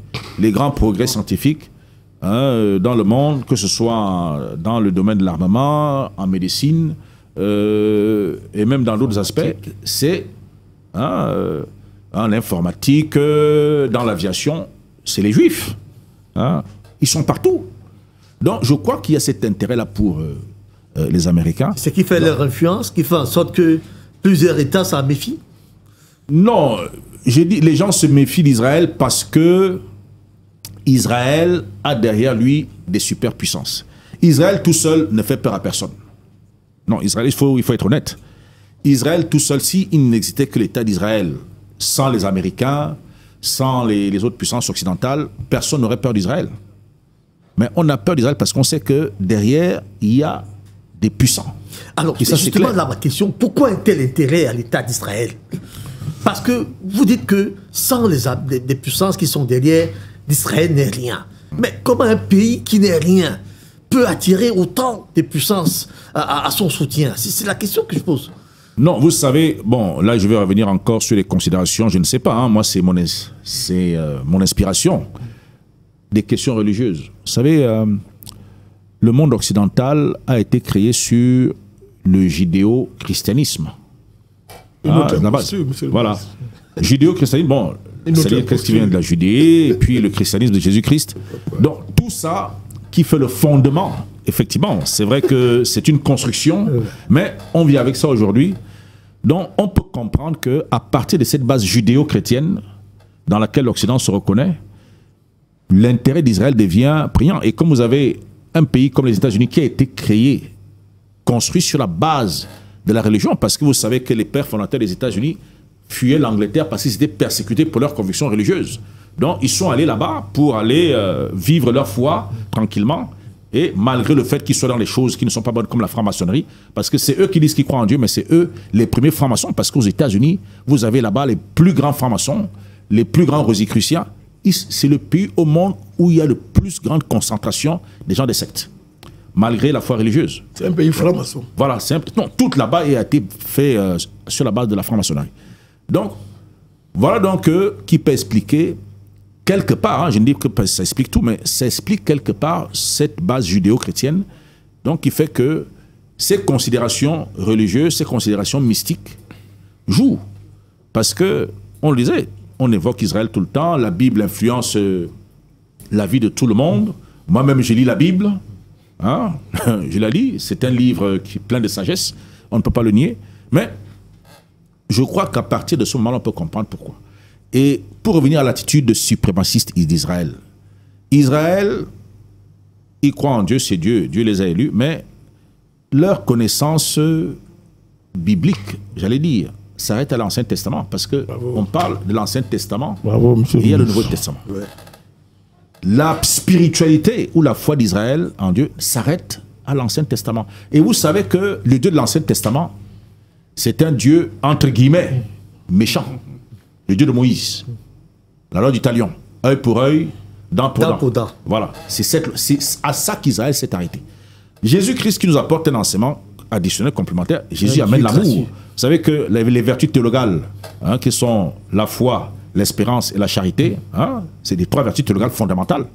La charité, c'est l'amour. C'est Jésus qui nous amène l'amour. Aime ton prochain comme toi-même. Israël ne connaît pas ça. Israël, ils ne connaissent parce que cet enseignement vient après, c'est Jésus qui l'amène. Israël, c'est la Gilles. Voilà, eux, ils ne croient pas en Jésus. Pour eux, Jésus, Jésus, ça n'existe pas. Ils attendent le Messie. Donc, le Messie, en lequel nous avons cru que Jésus est le Messie, eux, ils n'y croient pas. Donc, pour comprendre l'attitude, et pourquoi est-ce que ils amènent la mort et la guerre partout, c'est parce qu'effectivement, ils sont encore tenus par la loi de Moïse. Hein? Moïse, rappelez-vous, quand il revient du mont Sinaï, il a passé du temps là-bas, et il y en a qui ont construit le veau d'or et tout. Dieu va lui ordonner de tuer ceux qui ont loué le veau d'or. C'est ça. Je crois que c'est écrit dans la Bible. C'est ça. Voilà. Donc, c'est ça. Voilà, s'il ne me trompe pas. Donc, va les tuer. Il tue son propre peuple. Il le rase. Voilà. Donc, Dieu lui a donné ce commandement. Un massacre. Et il va s'exécuter. Parce qu'effectivement, s'il ne le fait pas, il sera frappé lui-même. Il y avait quelquefois, il y avait des hésitations. Je crois donc que pour comprendre l'attitude d'Israël, c'est-à-dire ça vient de là, parce que eux, ils croient en ça, dur comme fer. Très bien. Parce que c'est des commandements de Dieu. Très bien. Donc ça permet de comprendre pourquoi ils n'ont aucune pitié vis-à-vis des Palestiniens. Il y a eu 1000 et quelques morts de Juifs, mais eux, il faut qu'ils en tuent au moins 100 000 pour être satisfaits, parce que un Juif mort vaut, je crois, 100 ou 200 Arabes, je ne sais pas. Hein. J'entends souvent, c'est ce qu'on dit. Donc je crois que lorsqu'on a cette considération, cette conception, cette connaissance du fonctionnement d'Israël, on peut comprendre leur attitude aujourd'hui. Ça ne justifie rien, parce que nous sommes au 21e siècle. On peut comprendre l'attitude d'Israël. On peut comprendre l'attitude parce que eux, ils sont encore dans la loi du talion, dans l'Ancien Testament, auquel ils croient. Voilà. Merci beaucoup, monsieur le ministre. Alors, nous allons accueillir notre quatrième invité sur ce plateau qui nous rejoint avec plus d'une heure de retard. En tout cas, il est arrivé, le professeur Jean-Paul Bellec, connu d'ailleurs des téléspectateurs de de cette émission, le professeur Jean-Paul Bellec, je rappelle, est panafricaniste, universitaire, astrophysicien. Il nous rejoint ce matin. Professeur, bonjour. Bonjour, Raoul Pépin, et bonjour à tous nos panélistes, bonjour à tous nos téléspectateurs, bien sûr à l'équipe technique. Oui, j'ai des soucis d'ordre personnel et bien sûr le transport, parce que moi, j'habite pas à côté. Et il y a une règle à Bonapriso qui fait que les motos n'entrent pas. Donc c'est pas évident d'attraper une moto. Tu as voulu lui expliquer. Et nos jeunes sont lâches. Moi, je leur ai dit aujourd'hui. Hein, tellement ils n'avaient pas un problème personnel, je leur ai dit vous êtes des lâches. Tout à fait. Et vous voulez changer le Cameroun. Vous n'avez même pas le courage. Un vieux comme moi, je suis plus courageux que vous. Tout à fait. Je te donne le chemin. Il y en a un qui m'a déposé dernièrement là. J'ai donné le chemin, il n'a pas suivi mon chemin. On a arrêté sa moto. J'ai négocié, j'ai donné 2000 francs pour qu'on lui donne sa moto. Et je lui ai encore payé son transport. Ils sont lâches. C'est ça le courage. Le courage, on assume, non?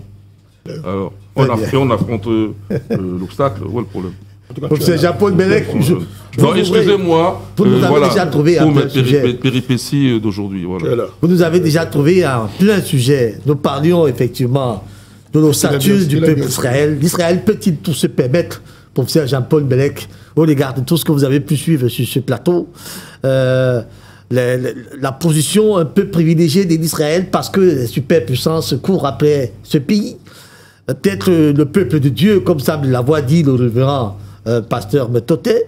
Donc tout cela concourt peut-être à ce qu'il soit pris comme le petit chéri, au point où toutes ces caprices sont supportables. Vous pensez ainsi? Pas du tout. D'ailleurs, je pense que j'ai placé le mot lâche exprès parce que, un, je l'ai prononcé effectivement à ces jeunes-là, et deuxièmement parce que le monde aussi est soumis à une lâcheté face à ce qui est derrière Israël. Il y a quelque chose derrière Israël. Ce n'est pas un projet d'aujourd'hui. Donc, mais si tu me permets, je vais d'abord faire signifier... c'est le ministre, hein, c'est un ministre. Oui. Ministre, je ne connais pas, camerounais. Bien sûr, ministre plénipotentiaire. C'est mon grade. Hein. Ministre plénipotentiaire. Simon Pierre Obambidia, ministre c'est mon grade en diplomatie. D'accord, il me dira ça mieux tout à l'heure. Ok, bon, monsieur le ministre, si vous me permettez, là vous êtes tombé dans mon domaine, donc je vais vous corriger. Vous avez prétendu que Albert Einstein est le père de la bombe atomique, disons la bombe nucléaire. Vous avez lu ça, n'est-ce pas? Mais c'est faux. Tout à fait, je l'ai lu. Hein. Mais c'est faux. Donc, de temps en temps, demandez à vos concitoyens qui ont quand même étudié les domaines que vous sollicitez pour vous éviter de dire des choses. Bon, là, c'est rien, mais je sais qu'il y a des dossiers plus graves. Et pourquoi vous ne consultez pas les experts? Il faut les consulter. Bon, pas les experts, disons les sachants.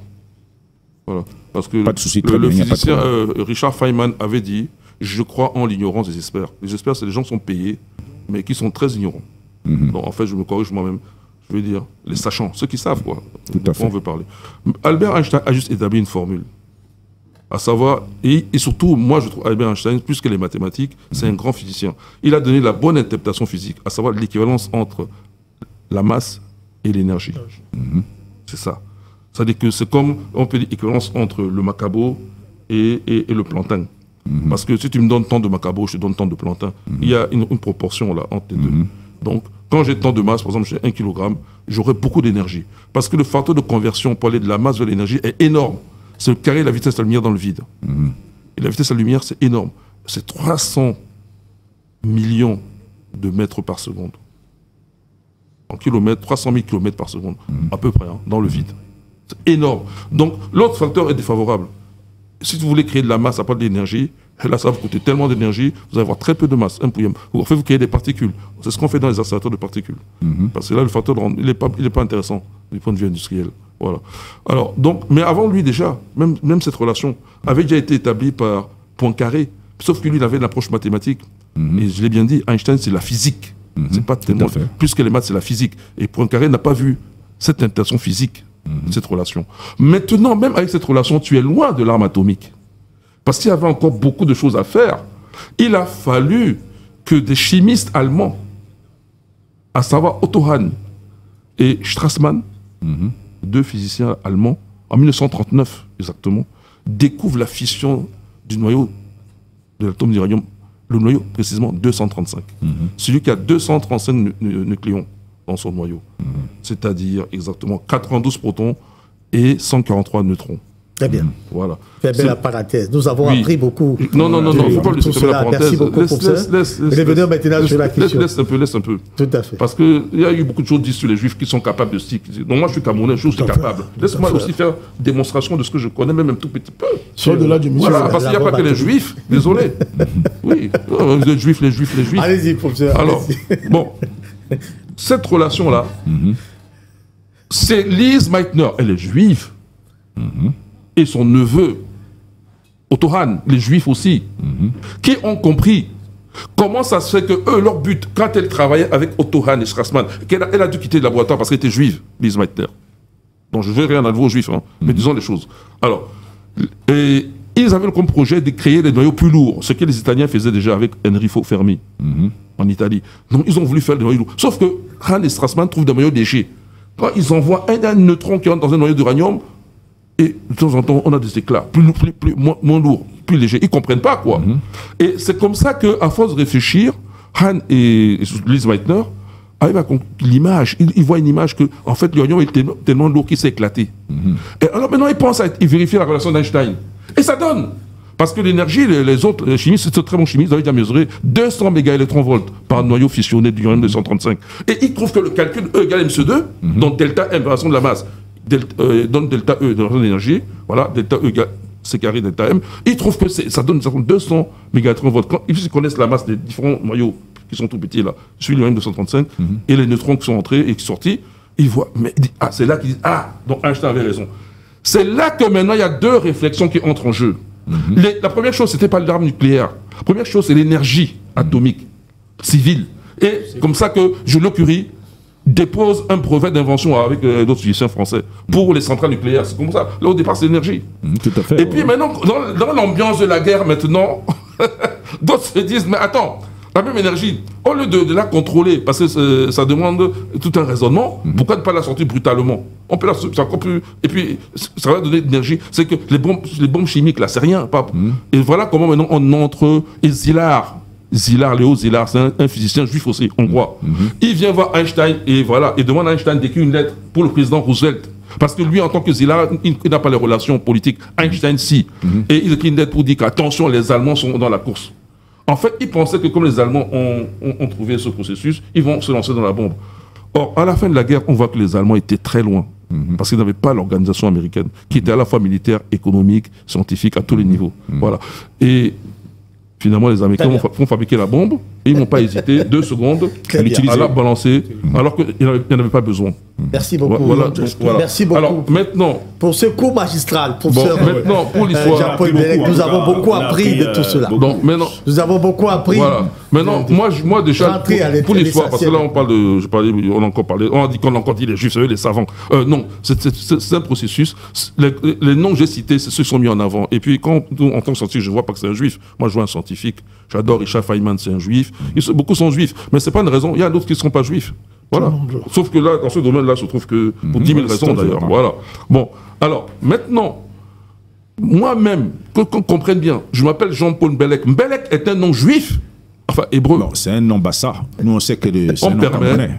Bellec est un nom d'origine hébraïque. Mais vous êtes déjà dans notre débat. Hébraïque. Non, parce que là, je fais une nuance entre hébreu et juif. C'est hébraïque. Ça vient de la langue hébraïque, l'hébreu. Ça vient de Melek. D'ailleurs, l'équivalent, en tant que c'est langue sémitique, arabe, c'est Malik, ou Malek, qui veut dire le roi. Et c'est ça qui donne Mbelek. Par un phénomène linguistique bien connu qu'on appelle l'épenthèse. En l'occurrence, c'est l'épenthèse du B. Le B, là, elle est panthétique. Ça dit que dans Mbelek, il y a MB. Tu enlèves le B, tu trouves Melek. Donc le B est panthétique. Et le B est panthétique, c'est un phénomène linguistique dans toutes les langues bien connu. C'est juste pour que ça sonne bien dans telle langue. Telle langue considère que, par exemple, en français, quand on dit va-t'en, normalement, c'est va-en, mais ça ne sonne pas. Le T est panthétique. Et même en espagnol, il y a l'épenthèse du B. Et quand on dit ombre pour dire homme, en latin, le B là n'existe pas. En français, homme, il n'y a pas de B. Le B là, il est aussi panthétique. Et il vient tout après le M. Très bien, professeur Jean-Paul Bellec. Bon, donc c'est pour dire que quand je parlais maintenant des Juifs, les Juifs ne savent pas ce qu'on pense. Ok? Parce qu'ici, il y a un phénomène d'usurpation d'identité. Clair. Qui est Juif? Moi, je vous dis que mon nom, Bellec, vient de l'hébreu. qui est juif. Et d'ailleurs, c'est pas moi qui décline ça de ma tête. Hein. Vous pouvez lire Wagnou Eugène. C'est pas ça aussi, non? Il a écrit. Et linguiste, il a écrit. Bon, donc je n'invente rien. Voilà. Moi, j'ai analysé parce que j'ai vu un bon professeur de linguistique aussi qui s'appelle Théophile Obenga. Il m'a donné des cours de façon informelle. Je n'ai pas de diplôme, mais il m'a informé. Théophile Obenga. Et c'est un linguiste bien connu. Alors, je reviens. Donc, il faut nuancer. Le projet sioniste, je pense que le président Bandakani a dû faire la différence, puisque vous en avez parlé quand je suis arrivé, j'ai entendu. Voilà. C'est un projet qui ne date pas d'aujourd'hui. C'est un projet qui remonte au XVIe siècle avec la famille nazie. Parfois, c'est écrit nazi, parfois, c'est écrit nazi, comme les nazis. Il y a les deux écritures. Joseph Nazi. Parce que sa nièce a été épousée un sultan turc. A hérité d'un comté là-bas, là, en Grèce, autour de la région de Thessalonique. Et c'est lui qui a commencé à financer, parce qu'il avait déjà l'argent, les moyens, pour que les juifs, donc comme vous dites maintenant, c'est la religion, les gens qui sont d'obédience, les gens juifs et israélites, non, commencent à aller retourner maintenant en Palestine. Sauf que ça n'a jamais donné. À chaque fois qu'ils finançaient, les gens revenaient. Donc les Rothschild vont faire la même chose. Hein, vous pensez à la déclaration Balfour. Et c'est eux qui sont maintenant les premiers à réussir à créer l'État juif. Et ça ne s'est pas fait tout seul. La déclaration Balfour permet, parce que pour tous les bons services rendus par la famille Rothschild, de dire qu'on est d'accord avec le projet sioniste, on va installer maintenant des communautés juives en Palestine et même pourquoi pas plus tard fonder un État pour les Juifs. Mais ce n'est pas venu tout seul l'État. Au début, c'était juste l'installation. Et Rothschild, ils avaient assez d'argent. D'ailleurs, allez à Tel Aviv, hein, ils ont plein de maisons, ils ont des rues, beaucoup de choses portent le nom des Rothschild, en reconnaissance. C'est eux qui ont payé. En fait, ils ont acheté l'État. Donc quand vous dites que le peuple juif est comme ça, c'est pas vrai. Le peuple juif au sens Israël d'aujourd'hui, là, non. Parce qu'eux, ils ont acheté. Les autres, nous, le Camerounais, c'est pas comme le Cameroun, nous, on n'a pas acheté l'État camerounais, on est né dedans. Eux, ils ont acheté une terre. Et cette terre avait des populations déjà existantes. Et je vous signale qu'à la fin du XIXe siècle, lorsque les prospections commencent, parce qu'ils ont déjà l'idée, le mouvement sioniste là, mondial, commencer à donner un peu, à relancer ce projet sioniste, là, ben, les populations qui trouvent majoritairement, les blancs ne sont même pas majoritaires. Les seuls blancs, je crois sur quelques dizaines de milliers de personnes dans la région autour de Jérusalem, ils ont trouvé peut-être 700 blancs, pas plus. Ils disaient que ces autres ne sont pas des blancs. Même ceux qui avaient la peau claire ne sont pas des blancs. Voilà. Et bon, ces gens-là doivent encore exister aujourd'hui, mais très minoritaires. Donc, ils ont commencé à faire ce peuplement-là. Mais il y avait les Palestiniens, aussi bien noirs que, comme on dit, arabes. Arabes, c'est-à-dire les basanés, là. Les non-blancs, mais qui ne sont pas noirs non plus. Voilà. Mais les Arabes sont blancs. Hein. Ils sont un peu J'ai dit les non-blancs, mais qui ne sont pas arabes non plus, qui ne sont pas blancs non plus. C'est vous qui dites qu'ils sont blancs. Moi, je vécu en Occident. C'est vous qui dites qu'ils sont blancs. Ça dépend. Moi, vous savez qu'il y a des Libanais qui, au début du XXe siècle, devaient porter leur affaire au tribunal pour qu'on le reconnaisse comme blanc aux États-Unis. Vous savez ça? Les blancs disent qu'ils ne sont pas blancs. Pardon? Les blancs disent qu'ils ne sont pas blancs. Oui, moi, j'ai vécu là-bas, non? Même encore aujourd'hui. Vous avez perdu le fil du débat. Bon, non, je reviens. Je n'ai pas perdu le fil. Jean-Paul Bellec. Non, tu veux me perdu couper. le fil du débat. C'est toi qui dis j'ai perdu. J'ai perdu. J'ai pas perdu. Non, j'ai pas perdu. Vous n'avez pas le droit de doser le temps sur ce plateau. Non, je n'ose pas le temps, mais je n'ai pas perdu. J'ai pas perdu. Donc, je suis en train de vous dire que vous nous avez fait perdre le fil du débat. C'est vrai que les informations que vous nous donnez sont très intéressantes pour nos téléspectateurs parce que c'est de la science, c'est de la connaissance. Mais le débat que nous avons mis à l'ordre du jour, il est déjà dit. Bon, déjà, je trouve que. Reviens maintenant sur le débat. Non, parce qu'il faut clarifier avant même de je vous arrête pour vous les mettre sur les rails. Non, oui, ok, merci. Il faut clarifier parce que même quand on dit le Dieu d'Israël, Dieu d'Israël, c'est le Dieu d'Israël. Donc, ce n'est pas du monothéisme. Il y a déjà une escroquerie au niveau linguistique. C'est de la monolatrie. Ils adorent un Dieu, certes, mais ce n'est pas le Dieu universel. La preuve, vous dites vous-même qu'il y a l'Ancien Testament, le Nouveau Testament. Ils n'ont pas poursuivi jusqu'à Jésus. Eux n'ont pas l'amour. Donc, c'est le Dieu d'Israël. C'est de la monolatrie. Ce n'est pas du monothéisme. C'est déjà une escroquerie dans laquelle tout le monde tombe et tout le monde leur donne du crédit. Et c'est comme ça que... Alors, quand on parle de l'influence des États-Unis par rapport... Non. Vous savez que pour que l'État d'Israël existe là, il a fallu qu'il fasse du terrorisme. C'est son nom. Mais pourquoi ce peuple est terroriste? Est donc si hautain? Je vais vous dire pourquoi. Pardon? Expliquez-nous pourquoi ce peuple est si hautain. Hautain? Oui. Parce qu'ils ont gagné la partie. Non, rien gagné. Provisoirement, président. Voilà. Ils sont en train de la perdre. En fait, c'est le début de... C'est maintenant que ça commence à fissurer. Parce que, regardez, par exemple, pour que vous compreniez, jusqu'à la Seconde Guerre mondiale, jusqu'à la fin de la Seconde Guerre mondiale, chez les Juifs, il y a deux traditions. La tradition orale, qu'on appelle rabbinique, et la tradition écrite. Les Karaïtes. Oui. Les Karaïtes se limitent uniquement à la Torah. Dans le cas de la tradition rabbinique qui est orale, eux, ils rajoutent aussi le Talmud. Oui. Et c'est le Talmud qui est très discriminatoire par rapport à tous les autres peuples de la planète. En particulier les Noirs, qui sont des demi-hommes, demi-singes, parce que Moshe Ben Maimon, qui s'appelle le Maïmonide, l'a écrit. Il a écrit. Pour les Noirs sont des demi-hommes, demi-singes. Il a écrit. Et nous sommes là au début du XIIIe siècle. Parce que Maïmonide, c'est la fin de 1100 et des poussières 90 par là. Il meurt en 1200, au tout début de 1200. Donc Maïmonide a écrit, à cette époque-là déjà, les Noirs sont des demi-hommes, demi-singes. Voilà. Ils ressemblent à l'homme, mais ils tiennent un peu du singe. Il le dit, c'est écrit noir sur blanc. Alors maintenant, l'histoire là, qui fait qu'eux, ils sont privilégiés. Je dis, ils ont gagné la première partie. Parce que ça commence, et la haine des Juifs, c'est les Palestiniens parce qu'on veut arracher leurs terres.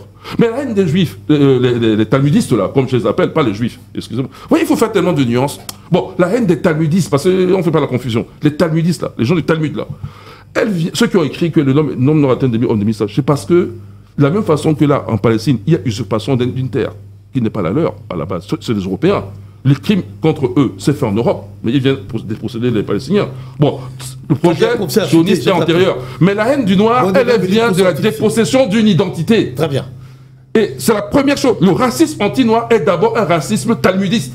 Parce que moi, j'ai fait le latin.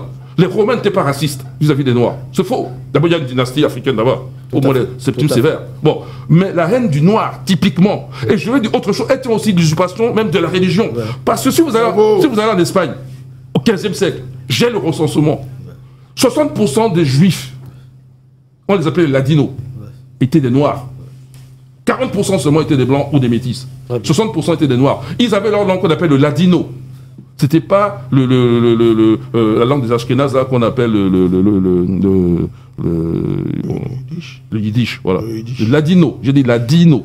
Okay? Ladino. Même la population juive en question l'appelait ladino aussi. Merci beaucoup, professeur Jean-Paul Belin. Permettez que je vous arrête à ce stade. Je pense que j'ai clarifié un peu. Ça fait quand même une vingtaine de minutes que vous avez la parole. Ça me suffit, j'ai clarifié. Maintenant, merci pour toutes ces connaissances sur ce plateau. Très enrichissant. Mon revenant à Bototé, je reviens à vous maintenant. Est-ce qu'Israël peut maintenant tout se permettre? Aussi vrai qu'on a déjà dressé tout ce tableau, on a déjà présenté le statut d'un peuple qui semble être l'un des peuples les plus enviés au monde.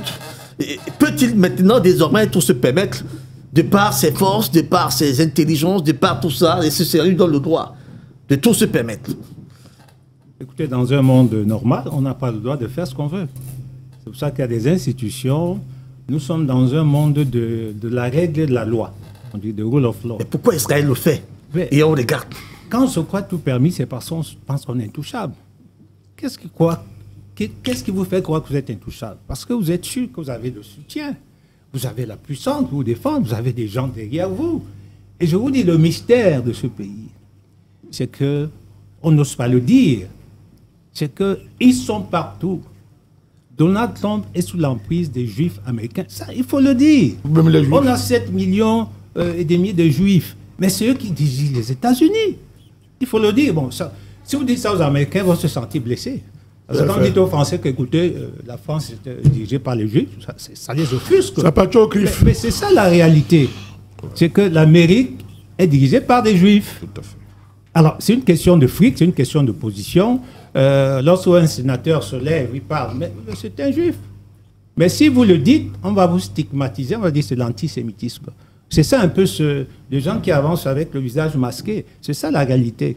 C'est-à-dire que si on avait des Juifs au Cameroun, ce serait exactement la même chose. C'est la même chose en Afrique du Sud. Et comme par hasard, partout, ils ont le fric. En Afrique du Sud, la minorité juive, qui aujourd'hui estime qu'elle est malmenée, ben, c'est eux qui tiennent, le porte-monnaie.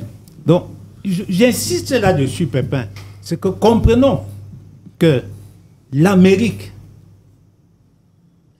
puissante, c'est une Amérique juive.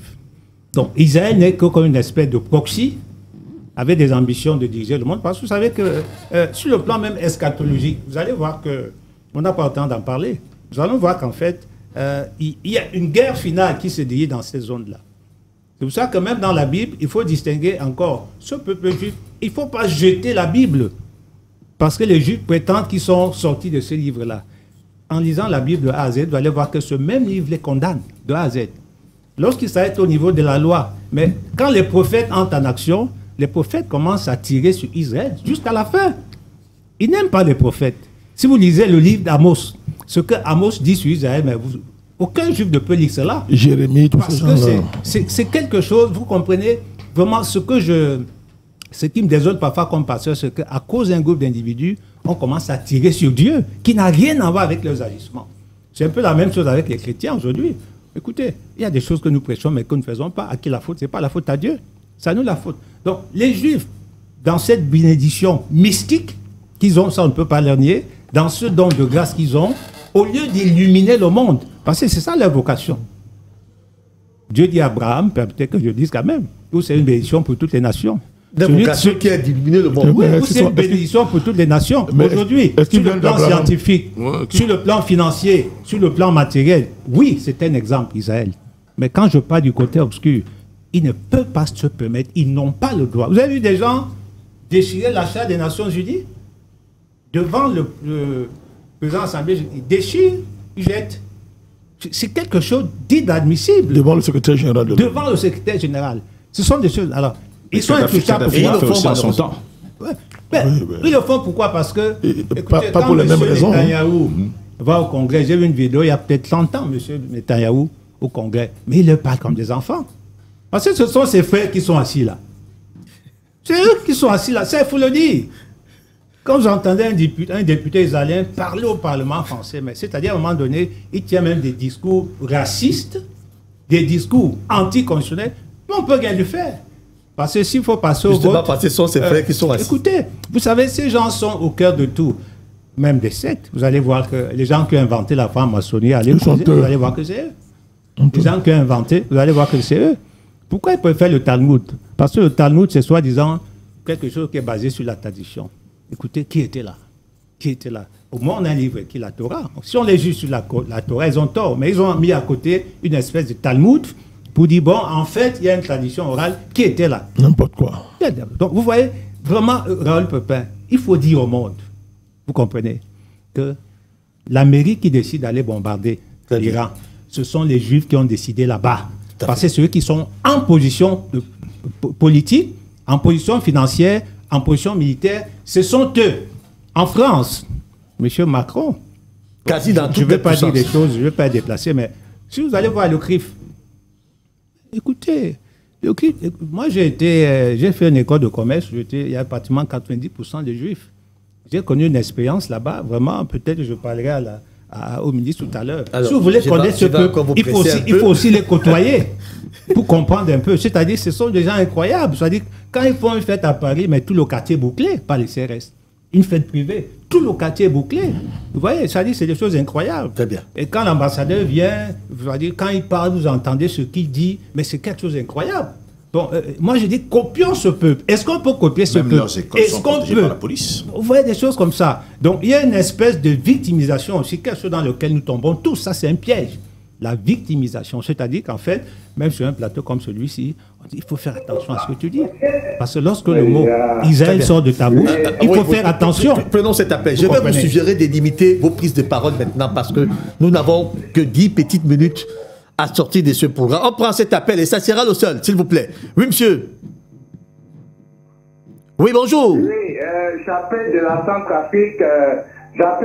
Centrafrique. Je voudrais vous poser une question. Allez-y. Oui, on a appris que Donald Trump est un descendant de Juifs. Est-ce que c'est vrai ou c'est faux? C'est ce que je veux savoir. J'appelle de la Centrafrique. D'accord. Quelqu'un peut répondre à cette question? Professeur Jean-Paul Bellec, vous avez une idée de cette question, de la réponse de cette question? Je sais qu'il est d'origine, son grand-père était allemand. Voilà. Maintenant, est-ce que c'est si important? Puisque même Hitler, on a dit que lui aussi, il a une ascendance juive, non? Ouais. Ça pense qu'il l'a empêché de faire ce qu'il a fait. Je veux dire que nous, on n'est pas des... moi, je ne suis pas raciste, spécialement contre les juifs. Ouais. Donc, peu importe que Trump soit ou ne soit pas. Ce qui est sûr, c'est que les Rothschild et les 13 familles, comme on dit, les Bernanke, très bien, les Rockefeller possèdent la fête depuis 1913. Ils ont mis un président qui s'appelle Wilson. Ils ont dit, Wilson, on va te faire élire président. Un soulard qui enseigne dans une université à côté, là. Ils l'ont dit aux États-Unis. Ils ont dit, on te fait président. Mais avant la fin de l'année 1913. C'était décembre. Très bien. Tu nous donnes la Fed, pour laquelle la Banque fédérale américaine est une banque privée depuis 1913, ça fait plus de 100 ans, pour laquelle Lincoln a été assassiné et même Kennedy. Alors, vous avez la réponse à cette question. Il y a un autre appelant, s'il vous plaît. C'est carte président déjà. Oui, on prend, rapidement. Ok, il est parti. Président Badakani. Moi, il y a des choses qu'on ne peut pas accepter. Si vous craignez le Dieu d'Israël, vous devenez esclave d'Israël. Le principe, il est simple. Hein? Et le projet sioniste, ce n'est pas un projet pour contrôler les États-Unis, c'est le contrôle de l'humanité. C'est de ça qu'il est question. C'est de ça qu'il est question. Quand on dit que c'est un peuple spécial, il est spécial en quoi? En quoi? Parce que ce sont les fondements du sionisme là-bas. Le caractère spécial d'Israël, il est spécial en quoi? En quoi? Il faut qu'on dise aux gens en quoi il est spécial. Il n'est pas spécial. Il n'est pas spécial. Quand on... Vous ne pouvez pas... Un modèle doit être imitable. On peut imiter Israël, parce que pour imiter Israël, il faut être plus méchant que lui. Le monde va disparaître. Si une seule nation veut imiter Israël, le monde va disparaître parce qu'il faut être plus méchant que lui. Il est méchant, Israël. C'est la méchanceté, il ne faut pas avoir des mots. L'État d'Israël, c'est la méchanceté. Si vous voulez imiter les Juifs, ça veut dire qu'il faudra recoloniser tout le monde entier, y compris Israël. Et vous ne le sauront pas faire. Voilà pourquoi le modèle n'est pas imitable. Ils ne le sauront pas faire, ils ne laissent jamais faire. La preuve, il faut qu'il n'y ait aucune puissance qui émerge au Moyen-Orient, parce qu'il ne faut pas qu'ils aient de concurrents. C'est le problème qu'ils ont avec l'Iran. C'est pas autre chose. Et on attaque un pays comme ça, souverain, en plein jour, et les gens bégayent parce qu'on a peur d'Israël. Il faut faire disparaître cette peur-là. Moi, je ne sais pas en quoi. Ils sont partout, ça ne veut rien dire. Les Noirs étaient partout, les premiers dans le monde. Et ils ont construit, on a construit le monde. Nous avons construit le monde. Nous avons légué à l'humanité toutes les connaissances. D'ailleurs, le judaïsme, c'est quoi? C'est une imitation servile des principes spirituels africains. Déformés à un certain niveau. Ça, c'est démontré aujourd'hui. Oui, c'est démontré. C'est démontré, c'est démontré. Les 10 commandements, ça vient de la marque 42 commandements. Vous pouvez savoir, la similitude, elle est là. Et bien pourquoi on ne les met pas en pratique? Non, on l'a mis un temps, on va encore le faire. Attendez, on va le faire. Mais ils ne sont pas éternels non plus. Hein. Attendez. Le règne commence à... C'est le débat. Si on veut qu'on discute pour qu'est-ce qui arrive à l'homme, aux Africains, c'est le débat. Mais on ne peut pas accepter l'esclavage d'Israël, pasteur. On ne peut pas accepter ça. Quand on fait l'apologie d'Israël, on nous demande d'accepter l'esclavage d'Israël. On ne peut pas accepter ça. Si on est un peu un homme digne de soi, on combat cette sorcellerie. Parce que l'Ancien Testament, le ministre l'a dit, il n'y a rien, vous l'avez dit vous-même, avec toute l'autorité que vous avez comme pasteur, il n'y a rien qui les condamne que l'Ancien Testament. Même si on prend le point de vue de Moïse, qu'est-ce que les Palestiniens leur ont fait? Puisque, exemple, les Palestiniens leur ont fait quoi? Vous voyez qu'ils sont un mot au-delà de Moïse. C'est-à-dire que tous ils sont condamnés par l'Ancien Testament, ils sont condamnés par le Nouveau Testament du point de vue de la religion, mais ils sortent du diable. Voilà, ils sont arrogants, puissants, c'est le diable. Et c'est biblique. Satan rend puissant, pasteur. Satan rend fort, Satan rend riche. Et Jésus, du point de vue de la Bible, nous dit que ne peut pas servir Dieu et maman. Mais Israël aime pas l'argent. Qui ne peut pas servir Dieu et maman, il ne peut pas servir Dieu. Donc il faut arrêter ça. Ça parce qu'ils sont puissants, qu'il faut les suivre. Ils ne le sont plus d'ailleurs. Ils n'ont pas été, puisqu'on connaît les conditions rationnelles de leur puissance. L'Iran a compris, l'Iran a tout montré le chemin. L'Iran a compris. Tous ceux qui vont être amoureux de la liberté, le vrai Dieu les aidera à démontrer qu'Israël, c'est rien du tout. Ça se joue dans votre tête. Donc, il n'y a pas les imiter. Voilà. Il y a même Jésus, du point de vue. Laissez-moi vous couper une minute, on prend ces téléspectateurs et vous les venez chuter. Oui, monsieur, bonjour. Bonjour, monsieur. Oui. Est-ce qu'il vous est déjà arrivé, je vous appelle depuis Yaoundé, est-ce qu'il vous est déjà arrivé de lire la 13e tribu de l'auteur Arthur Kessler? Israël est un ramassis de peuplades d'Asie centrale qui ont émigré dans ce territoire anciennement occupé par la Palestine et qui ne sont aujourd'hui qu'une base militaire des États-Unis d'Amérique, essentiellement chargés de tuer, et qui n'ont rien à voir avec le Dieu qui a tout créé. C'est un peuple de criminels, de bandits qui ne sont qu'une base militaire des États-Unis d'Amérique. C'est pour ça que vous avez dit que lorsqu'ils ont attaqué l'Iran, parce que l'Iran les menaçait, les États-Unis ont intervenu. Donc ils n'ont rien à voir avec le Dieu en qui les Africains croient. Voilà ce que moi je voulais vous dire. Donc ce que soutient Bandakani est tellement pertinent que ce peuple, moi, ma pensée c'est qu'il disparaîtra. Parce que Dieu ne peut pas supporter qu'il y ait des hommes qui tuent les autres, parce que l'homme ne doit pas passer son temps à être une terreur pour son frère. Dieu n'a pas besoin de ça. Dieu nous a créés par amour et il nous a laissés pour que nous nous aimions les uns les autres. Dès lors qu'un peuple passe son temps à ne faire que tuer, il peut œuvrer du diable. Et diable et Dieu ne peuvent pas être des amis. Jamais. Voilà mon opinion. Merci Israël disparaîtra, quel que soit le temps qui passera. Ce n'est pas le peuple de Dieu. Merci à vous, madame. Alors ça sera le dernier appel, s'il vous plaît. On n'en prend plus. On sort avec nos panels. Nous n'avons que 10 minutes. Chutez, président Bandakani. Prenons Jésus. Ici, le point de vue de la Bible. Prenons Jésus. Après, Jésus est juif. Est-ce que Jésus est né dans les conditions que prévoient les traditions juives? C'est pour ça qu'ils ne l'ont jamais accepté. Est-ce qu'il est juif? Il faut approfondir les choses. Jésus n'est pas juif. Son père n'est pas juif. Mais écoutez, les choses sont claires. Il y a trop d'amalgame. On manipule trop les gens. Et Jésus n'est pas juif. Il ne peut pas être juif. Et il ne peut pas être blanc. C'est le débat.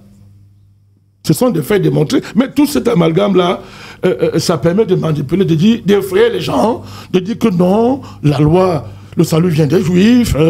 Si tu les maudis, Dieu va te maudire. C'est du n'importe quoi. Ils ne connaissent pas Dieu, ces gens-là. Et je pense que s'il y a un rôle à leur reconnaître, c'est peut-être de nous amener à chercher le vrai Dieu, à découvrir la véritable puissance divine pour régler leur sort, pas la simple parole, comme d'autres le font. Donc, il faut arrêter ça. Israël doit être normalisé. Il faut normaliser ce pays-là, le redresser et le soumettre à la loi internationale. Attendez, et le soumettre aux principes qu'on impose à toutes les nations. Sinon, c'est plus un monde de ça. Il faut déchirer ce que aime tant le ministre Omboa. Il faut déchirer. C'est fini la diplomatie, c'est fini le droit international. Il faut arrêter ça. Je termine avec ce qu'il a dit. Moi, je voulais saluer le grand diplomate que vous êtes. Salut ça. J'ai compris votre réaction. Mais moi, je pense que c'est Dieu qui garde le président. Est-ce qu'un État peut protéger un président, monsieur le ministre? Alors, si on nous dit que c'est Israël qui protège le président camerounais et que le Cameroun a une alliance avec Israël, nous sommes esclaves d'Israël. C'est ce qui n'est pas vrai. Ce n'est pas Israël qui a amené le président Biya au pouvoir, ce n'est pas lui qui le protège. Nous sommes d'accord. Et le Biya, tous ses consorts. Le Biya aujourd'hui, c'est essentiellement camerounais. Vous le savez mieux que moi. Actuellement, là, c'est les Camerounais qui gèrent le Biya. Il y a eu la coopération avec Israël. Il y a eu un autre ici qui est mort dans les conditions que vous connaissez, mieux que moi d'ailleurs. Et il a appris à ce moment-là que le Cameroun, c'est le Cameroun. Ce monsieur-là qui, il s'appelait qui? Vous connaissez? J'ai oublié son nom. Evan. Très bien, très bien. Il est mort, on nous a dit, il y a eu crash d'hélicoptère, je ne veux pas dire plus, je respecte mon État, mais c'est Dieu qui protège le président. Et c'est très dangereux pour nous que le président soit protégé par des gens pareils. Ça veut dire que nous sommes profondément menacés. Heureusement que ce n'est pas le cas. Et le moment venu, il faudra les renvoyer là où ils doivent être. Parce que sinon, ça nous met en porte-à-faux avec tous les principes de notre diplomatie, non de gérants. Attendez, c'est mon point de vue. Oui, je suis un Camerounais, monsieur. Je ne peux pas accepter que le président camerounais soit esclave d'Israël. C'est pas vrai, d'ailleurs, ce n'est pas le cas. Être consultant, ce n'est qu'un consultant. Celui qui est là maintenant, moi, là, ce n'est qu'un consultant. On peut le chasser à tout moment quand on veut. Et d'ailleurs, j'ai vu les positions courageuses du président camerounais dans les conflits où Israël est impliqué. Il a fait preuve d'indépendance. Là, je voulais simplement dire, parce que tout en saluant la grandeur diplomatique de M. le ministre, il dit que mais, notre pays est un pays souverain, on ne peut pas être, le président camerounais ne peut pas être protégé par Israël. Ce sont les Camerounais qui protègent le président. Et ça ne devrait pas arriver. Parce que sinon, on sera en train de cautionner un État paria qui est dangereux pour la sécurité internationale. Très bien, merci beaucoup, Président. Monsieur le ministre, vous avez suivi tout ce qui a été dit sur ce plateau. On est en train de sortir, effectivement. Est-ce qu'on peut retenir quelque chose de ces 12 jours de combat qui ont quand même affronté, qui ont opposé d'Israël à l'Iran et tous ces mouvements de la communauté internationale pour arriver à un cessez-le-feu qui plane tout le mieux total, parce que pour l'instant, on ne sait plus ce qui va arriver. Non, ce qu'on retient d'abord, c'est que le droit international n'existe plus. C'est la doctrine de la paix par la force, la loi de la jungle qui est revenue, parce que je l'avais déjà dit sur d'autres plateaux que depuis le retour du président Trump au pouvoir, la force du droit a disparu, c'est la loi de la jungle. Le président Trump ne croit qu'à la force, son pays est puissant, donc pour obtenir ce qu'il veut, il utilise la toute-puissance des États-Unis. Donc ça, c'est une première leçon. Et démontrer Israël qui, effectivement, on l'a dit beaucoup sur ce plateau, n'a jamais respecté le droit international, puisque aucune résolution des Nations Unies n'a jamais été respectée par Israël et il n'y a aucune sanction. Bon, je crois que tout ça a été évoqué tantôt. Mais l'autre leçon, la grande leçon, c'est que malgré la toute-puissance, parce que des États-Unis et d'Israël, soutenus à bout de bras par ils n'ont pas réussi à vaincre l'Iran, qui n'avait pas de soutien. L'Iran a combattu seul. Parce que l'objectif de ces 12 jours, on nous a dit, on va faire la guerre aux Iraniens parce qu'ils sont sur le point d'avoir l'arme atomique. Je crois que le secrétaire général de l'AIEA a dit que l'Iran est encore loin d'avoir l'arme atomique. Les vérités commencent à sortir. Et les services secrets américains eux-mêmes disent que les bombardements extraordinaires des B-2 qui ont détruit une montagne n'ont pas atteint les objectifs. Donc, pour dire que voilà quelque chose qui a coûté des centaines de millions de dollars, il y a eu beaucoup de morts, mais finalement, l'objectif principal pour lequel ils sont partis, détruire l'arsenal nucléaire de l'Iran. L'arsenal nucléaire de l'Iran. Ce n'est pas les Iraniens eux-mêmes vous disent que leur uranium enrichi, les 408 kilos, sont toujours intacts. Certaines centrifuges sont intacts, ils ont retiré tout avant, et que malgré les dégâts extraordinaires qui ont été commis, ils vont reconstruire. Donc je crois que dans cette affaire, ça nous a montré que l'invincibilité qu'on nous présente souvent d'Israël a été battue en brèche parce que le dôme de fer a été transpercé. Et les Iraniens nous ont démontré qu'un peuple, même qui est sous embargo, sous sanction, s'il travaille, s'il est organisé, il peut réussir à trouver sa place parce que l'armement qui existe en Iran, il n'est pas importé. Parce qu'il y a un embargo, comme vous savez depuis des années, mais l'Iran même construit ses armes. Les missiles balistiques, c'est la technologie, la science iranienne. Donc je crois qu'ils ont investi dans le savoir et que même si on a tué quelques individus qui, entre guillemets, tenaient le sommet du système nucléaire, mais je crois que dans la société iranienne, ils ont eu le temps de former un maximum d'ingénieurs. Parce que l'Iran est un pays où aujourd'hui on forme le plus grand nombre d'ingénieurs dans le monde. Et c'est cette science-là qu'ils ont. Même si on détruit les infrastructures, ils peuvent les reconstruire. Ça, le savoir, ils ont la connaissance, ils ont la science. Donc, le fait de bombarder ne sert à rien. Donc, ce n'est pas par la force physique qu'on va arriver à quelque chose. Il faut qu'on aille à la négociation, la diplomatie à tous ses droits. C'est une négociation politique, une négociation diplomatique qui va permettre de ramener la paix dans cette région et que les uns et les autres vivent dans des conditions acceptables. Et on ne peut pas accepter qu'il y ait une seule puissance qui empêche les autres d'évoluer, parce que je crois que Israël même aussi a l'arme atomique. Pourquoi on va dire que tel pays ne peut pas avoir l'arme atomique parce qu'il ne saurait pas l'utiliser? Il y a plein de pays aujourd'hui qui ont l'arme atomique. Je crois que l'arme atomique, c'est une arme dissuasive pour mieux se protéger, parce que quand vous l'avez, on ne vous attaque pas n'importe comment, et c'est ce que l'Iran veut. L'Iran vous dit que non, on veut se protéger, ce n'est pas pour aller agresser les autres. Donc, il y a tout un narratif qui est construit pour nous faire croire que l'Iran, c'est le grand méchant. Il menace la paix mondiale et tout, alors qu'on voit ceux qui, effectivement, sont un péril pour le reste du monde. Donc, je crois que c'est l'impérialisme qui continue de dicter sa loi, c'est-à-dire que l'impérialisme américain qui est là, qui impose sa loi dans le monde entier. Et il y a des pays qui résistent. Dans le sud global, vous avez les pays des BRICS, même s'il y a des condamnations, mais tout le monde ayant peur de la superpuissance américaine, on condamne, mais l'Iran s'est retrouvé toute seule malgré les alliances. Quelquefois, parce que l'Iran a des alliés quand même. Mais l'Iran a combattu seul, et c'est une leçon donc, qui a démontré que même si l'Iran s'est retrouvé isolé au moment du combat, elle a des alliés, mais ce pays a démontré que lorsqu'on a des convictions, on sait où on va, on a des valeurs, on a des idées, et que on se donne les moyens malgré les difficultés, malgré l'adversité, tout autour. On peut quand même réussir à tenir tête. Et ça, moi, je tire le chapeau à ce pays. C'est une leçon pour nous tous qu'il faut résister, il faut avoir confiance en soi et qu'on peut se relever malgré l'adversité, malgré, comment dire, l'union des forces surpuissantes contre vous, qu'on peut toujours se relever et aller de l'avant. Très bien. Merci beaucoup, monsieur le ministre. En une minute, professeur Jean-Paul Bellec, vous voulez chuter en une minute? Oui. Puisqu'il nous reste une seule petite minute. D'accord, une minute. pour dire que, je vous garantis une chose, l'Iran aura ses armes atomiques, nucléaires, pour être correct. Pourquoi? Le bombardement des États-Unis n'a laissé aucune trace. On voit rien de radioactif. C'est du bluff. Et c'est pas tout. L'Iran n'a pas été abandonné par ses alliés. Parce que les missiles balistiques hypersoniques, qui est la plus forte des puissances? Les États-Unis ou l'Iran? Or, les Iraniens ont la technologie. Elle vient d'où? C'est-à-dire que ça a été prédit en amont. Comment ils vont avoir? Il suffit que l'Iran enrichisse. C'est pour ça le plus important, ce sont les 3 sites-là, implantés en profondeur. Dès que l'Iran aura... Là, on dit qu'ils sont à 80% de l'enrichissement d'uranium. C'est-à-dire 235, 80% et seulement 20%, 238. En gros, quand ils vont arriver à, disons, 90% de cet enrichissement, ils ont déjà l'arme nucléaire. Les autres, ils disent qu'ils ne sont pas dans la voie parce qu'ils ne vont pas suivre ce procédé, ils ne vont pas fabriquer l'arme eux-mêmes. Ils auront besoin d'enrichir. Les autres pays, il y aura un échange. Je te donne l'uranium enrichi, tu me donnes l'arme. Peut-être moyennant quelques sous de plus, c'est tout. Ils n'ont pas besoin d'aller au bout du processus. Merci beaucoup, professeur. Sinon, on aurait été détruit.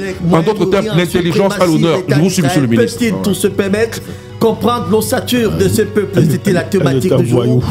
Président Bandakani, en politique, président du nouveau mouvement populaire. Professeur Jean-Paul Mbelek, universitaire, panafricaniste, révérend Patrice Metotin, prospectiviste, société civile, homme de Dieu, Simon-Pierre Mbabida, ministre plénipotentiaire, diplomate, chef d'antenne des relations extérieures à Douala, expert des questions de politique internationale et depuis la Guadeloupe, le docteur Irénée Gilniem, docteur en linguistique anglaise, certifié d'anglais DUT des finances, comptabilité universitaire, auteur, entrepreneur, panafricaniste, membre de l'association guadeloupéenne Racine pour le lien du continent et ses diasporas. Merci de nous avoir suivis ce matin. Ayouk David était là pour la réalisation, autour de qui se trouvait d'ailleurs toute une équipe dynamique. Retrouvez ce programme à rediffusion samedi à 22 h et probablement vendredi prochain, s'il plaît à Dieu et si nous avons la santé, nous serons là pour vous, pour le meilleur de l'actualité. D'ici là, portez-vous bien et à très bientôt.